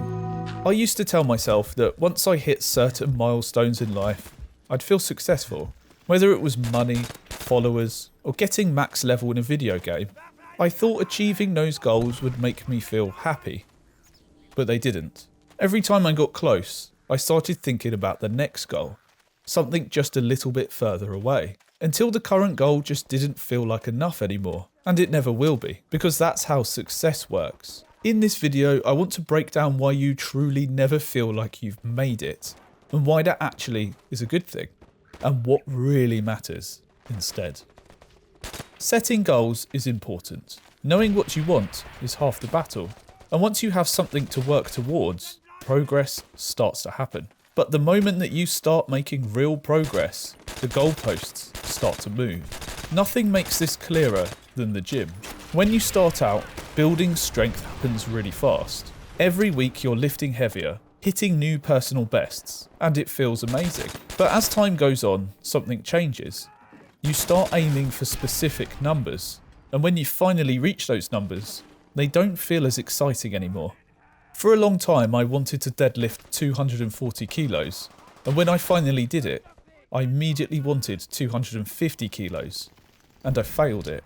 Instead of being happy with the fact that I lifted 240 kilos, I beat myself up for not hitting 250. But the same thing has happened with YouTube. When I had 500 subscribers, I imagined how incredible 1,000 subscribers would feel. But as I got closer, that number began to lose its meaning. Eventually I did reach 1,000 subscribers, and immediately started thinking about 10,000. And now, I'm currently at 1,500 subscribers, and I feel the same as I did when I was at 500 subscribers. I feel like I need to do more. Even on a smaller scale, I've felt this in video games. I'll start playing something new, say a new Call of Duty, and the idea of maxing out every gun or unlocking every achievement suddenly becomes my goal. But as I start to work towards it, it begins to feel like a hollow endeavour. I want something more. This has happened over and over again throughout my life, whether it's with work, fitness or video games. The goal you're chasing right now won't feel like an endpoint when you reach it. It'll just become another stepping stone on the journey to your future. For a long time, I thought success was measured in the numbers. How much I earned, how much I lifted, how many followers I had. And because of that, my self-worth was wrapped up in these numbers. If I wasn't succeeding, I wasn't worth anything. That's the trap. Success never arrives. It always moves. If you tie your happiness to it, you'll never be satisfied. For me, the one upside was that it did keep me trying. But eventually, after beating myself up enough times, I realised that the answer wasn't in the outcomes. It was in the inputs. The inputs are the actions that you take. The things that you actually do. These are the parts that you have control over. The outcomes are what happens as a result of your actions, and ultimately, you have no control over these. I had let these outcomes hold power over my happiness and well-being for too long, and I had my sense of self-worth all tied up with the current state of my outcomes. That had to change. Instead of focusing on how much I could deadlift, I started focusing on things like how many times did I go to the gym each week to train? Was I doing my best to get good sleep each night? Was I eating as healthy as I could each day? The same thing also applied to working on YouTube. Instead of stressing over the subscriber count, I started asking myself things like, how many videos do I make per week? How much time do I put into planning each video? How much effort am I putting into improving every time I make a new video? You can't control the outcomes, but you can control your actions, the inputs. And long-term success comes from focusing on those actions, not obsessing over the numbers. Looking back, I felt especially lost when I hit 1,000 subscribers. My channel had stagnated. No matter what video I made, it felt like nothing was working. But even through that, I kept making videos. Even when I felt low about the whole thing, about YouTube in general, I focused on the process. And that's what highlighted to me that the process is what really matters. Without purpose, we feel useless. But purpose isn't in the numbers. It's what we do daily, the effort that we put in, the skills that we build, and the impact that we have. If you take just one thing from this video, let it be this. You are not your results. Focus on the actions that you can take, not the outcome of those actions. The most successful people don't wait to feel successful. They just keep showing up. Have you ever hit a goal and immediately felt like it wasn't enough? Let me know in the comments. I'd love to hear your thoughts. So that was season 1. Everything that I have made whilst trying to understand who I am as a person. If you're still here, then thank you so much for listening. I didn't know what this would become when I started. I just needed a place to get it out of my head. But now it's time for something else. And I like to call that Season 2. Thanks for listening, and I'll see you in the next video.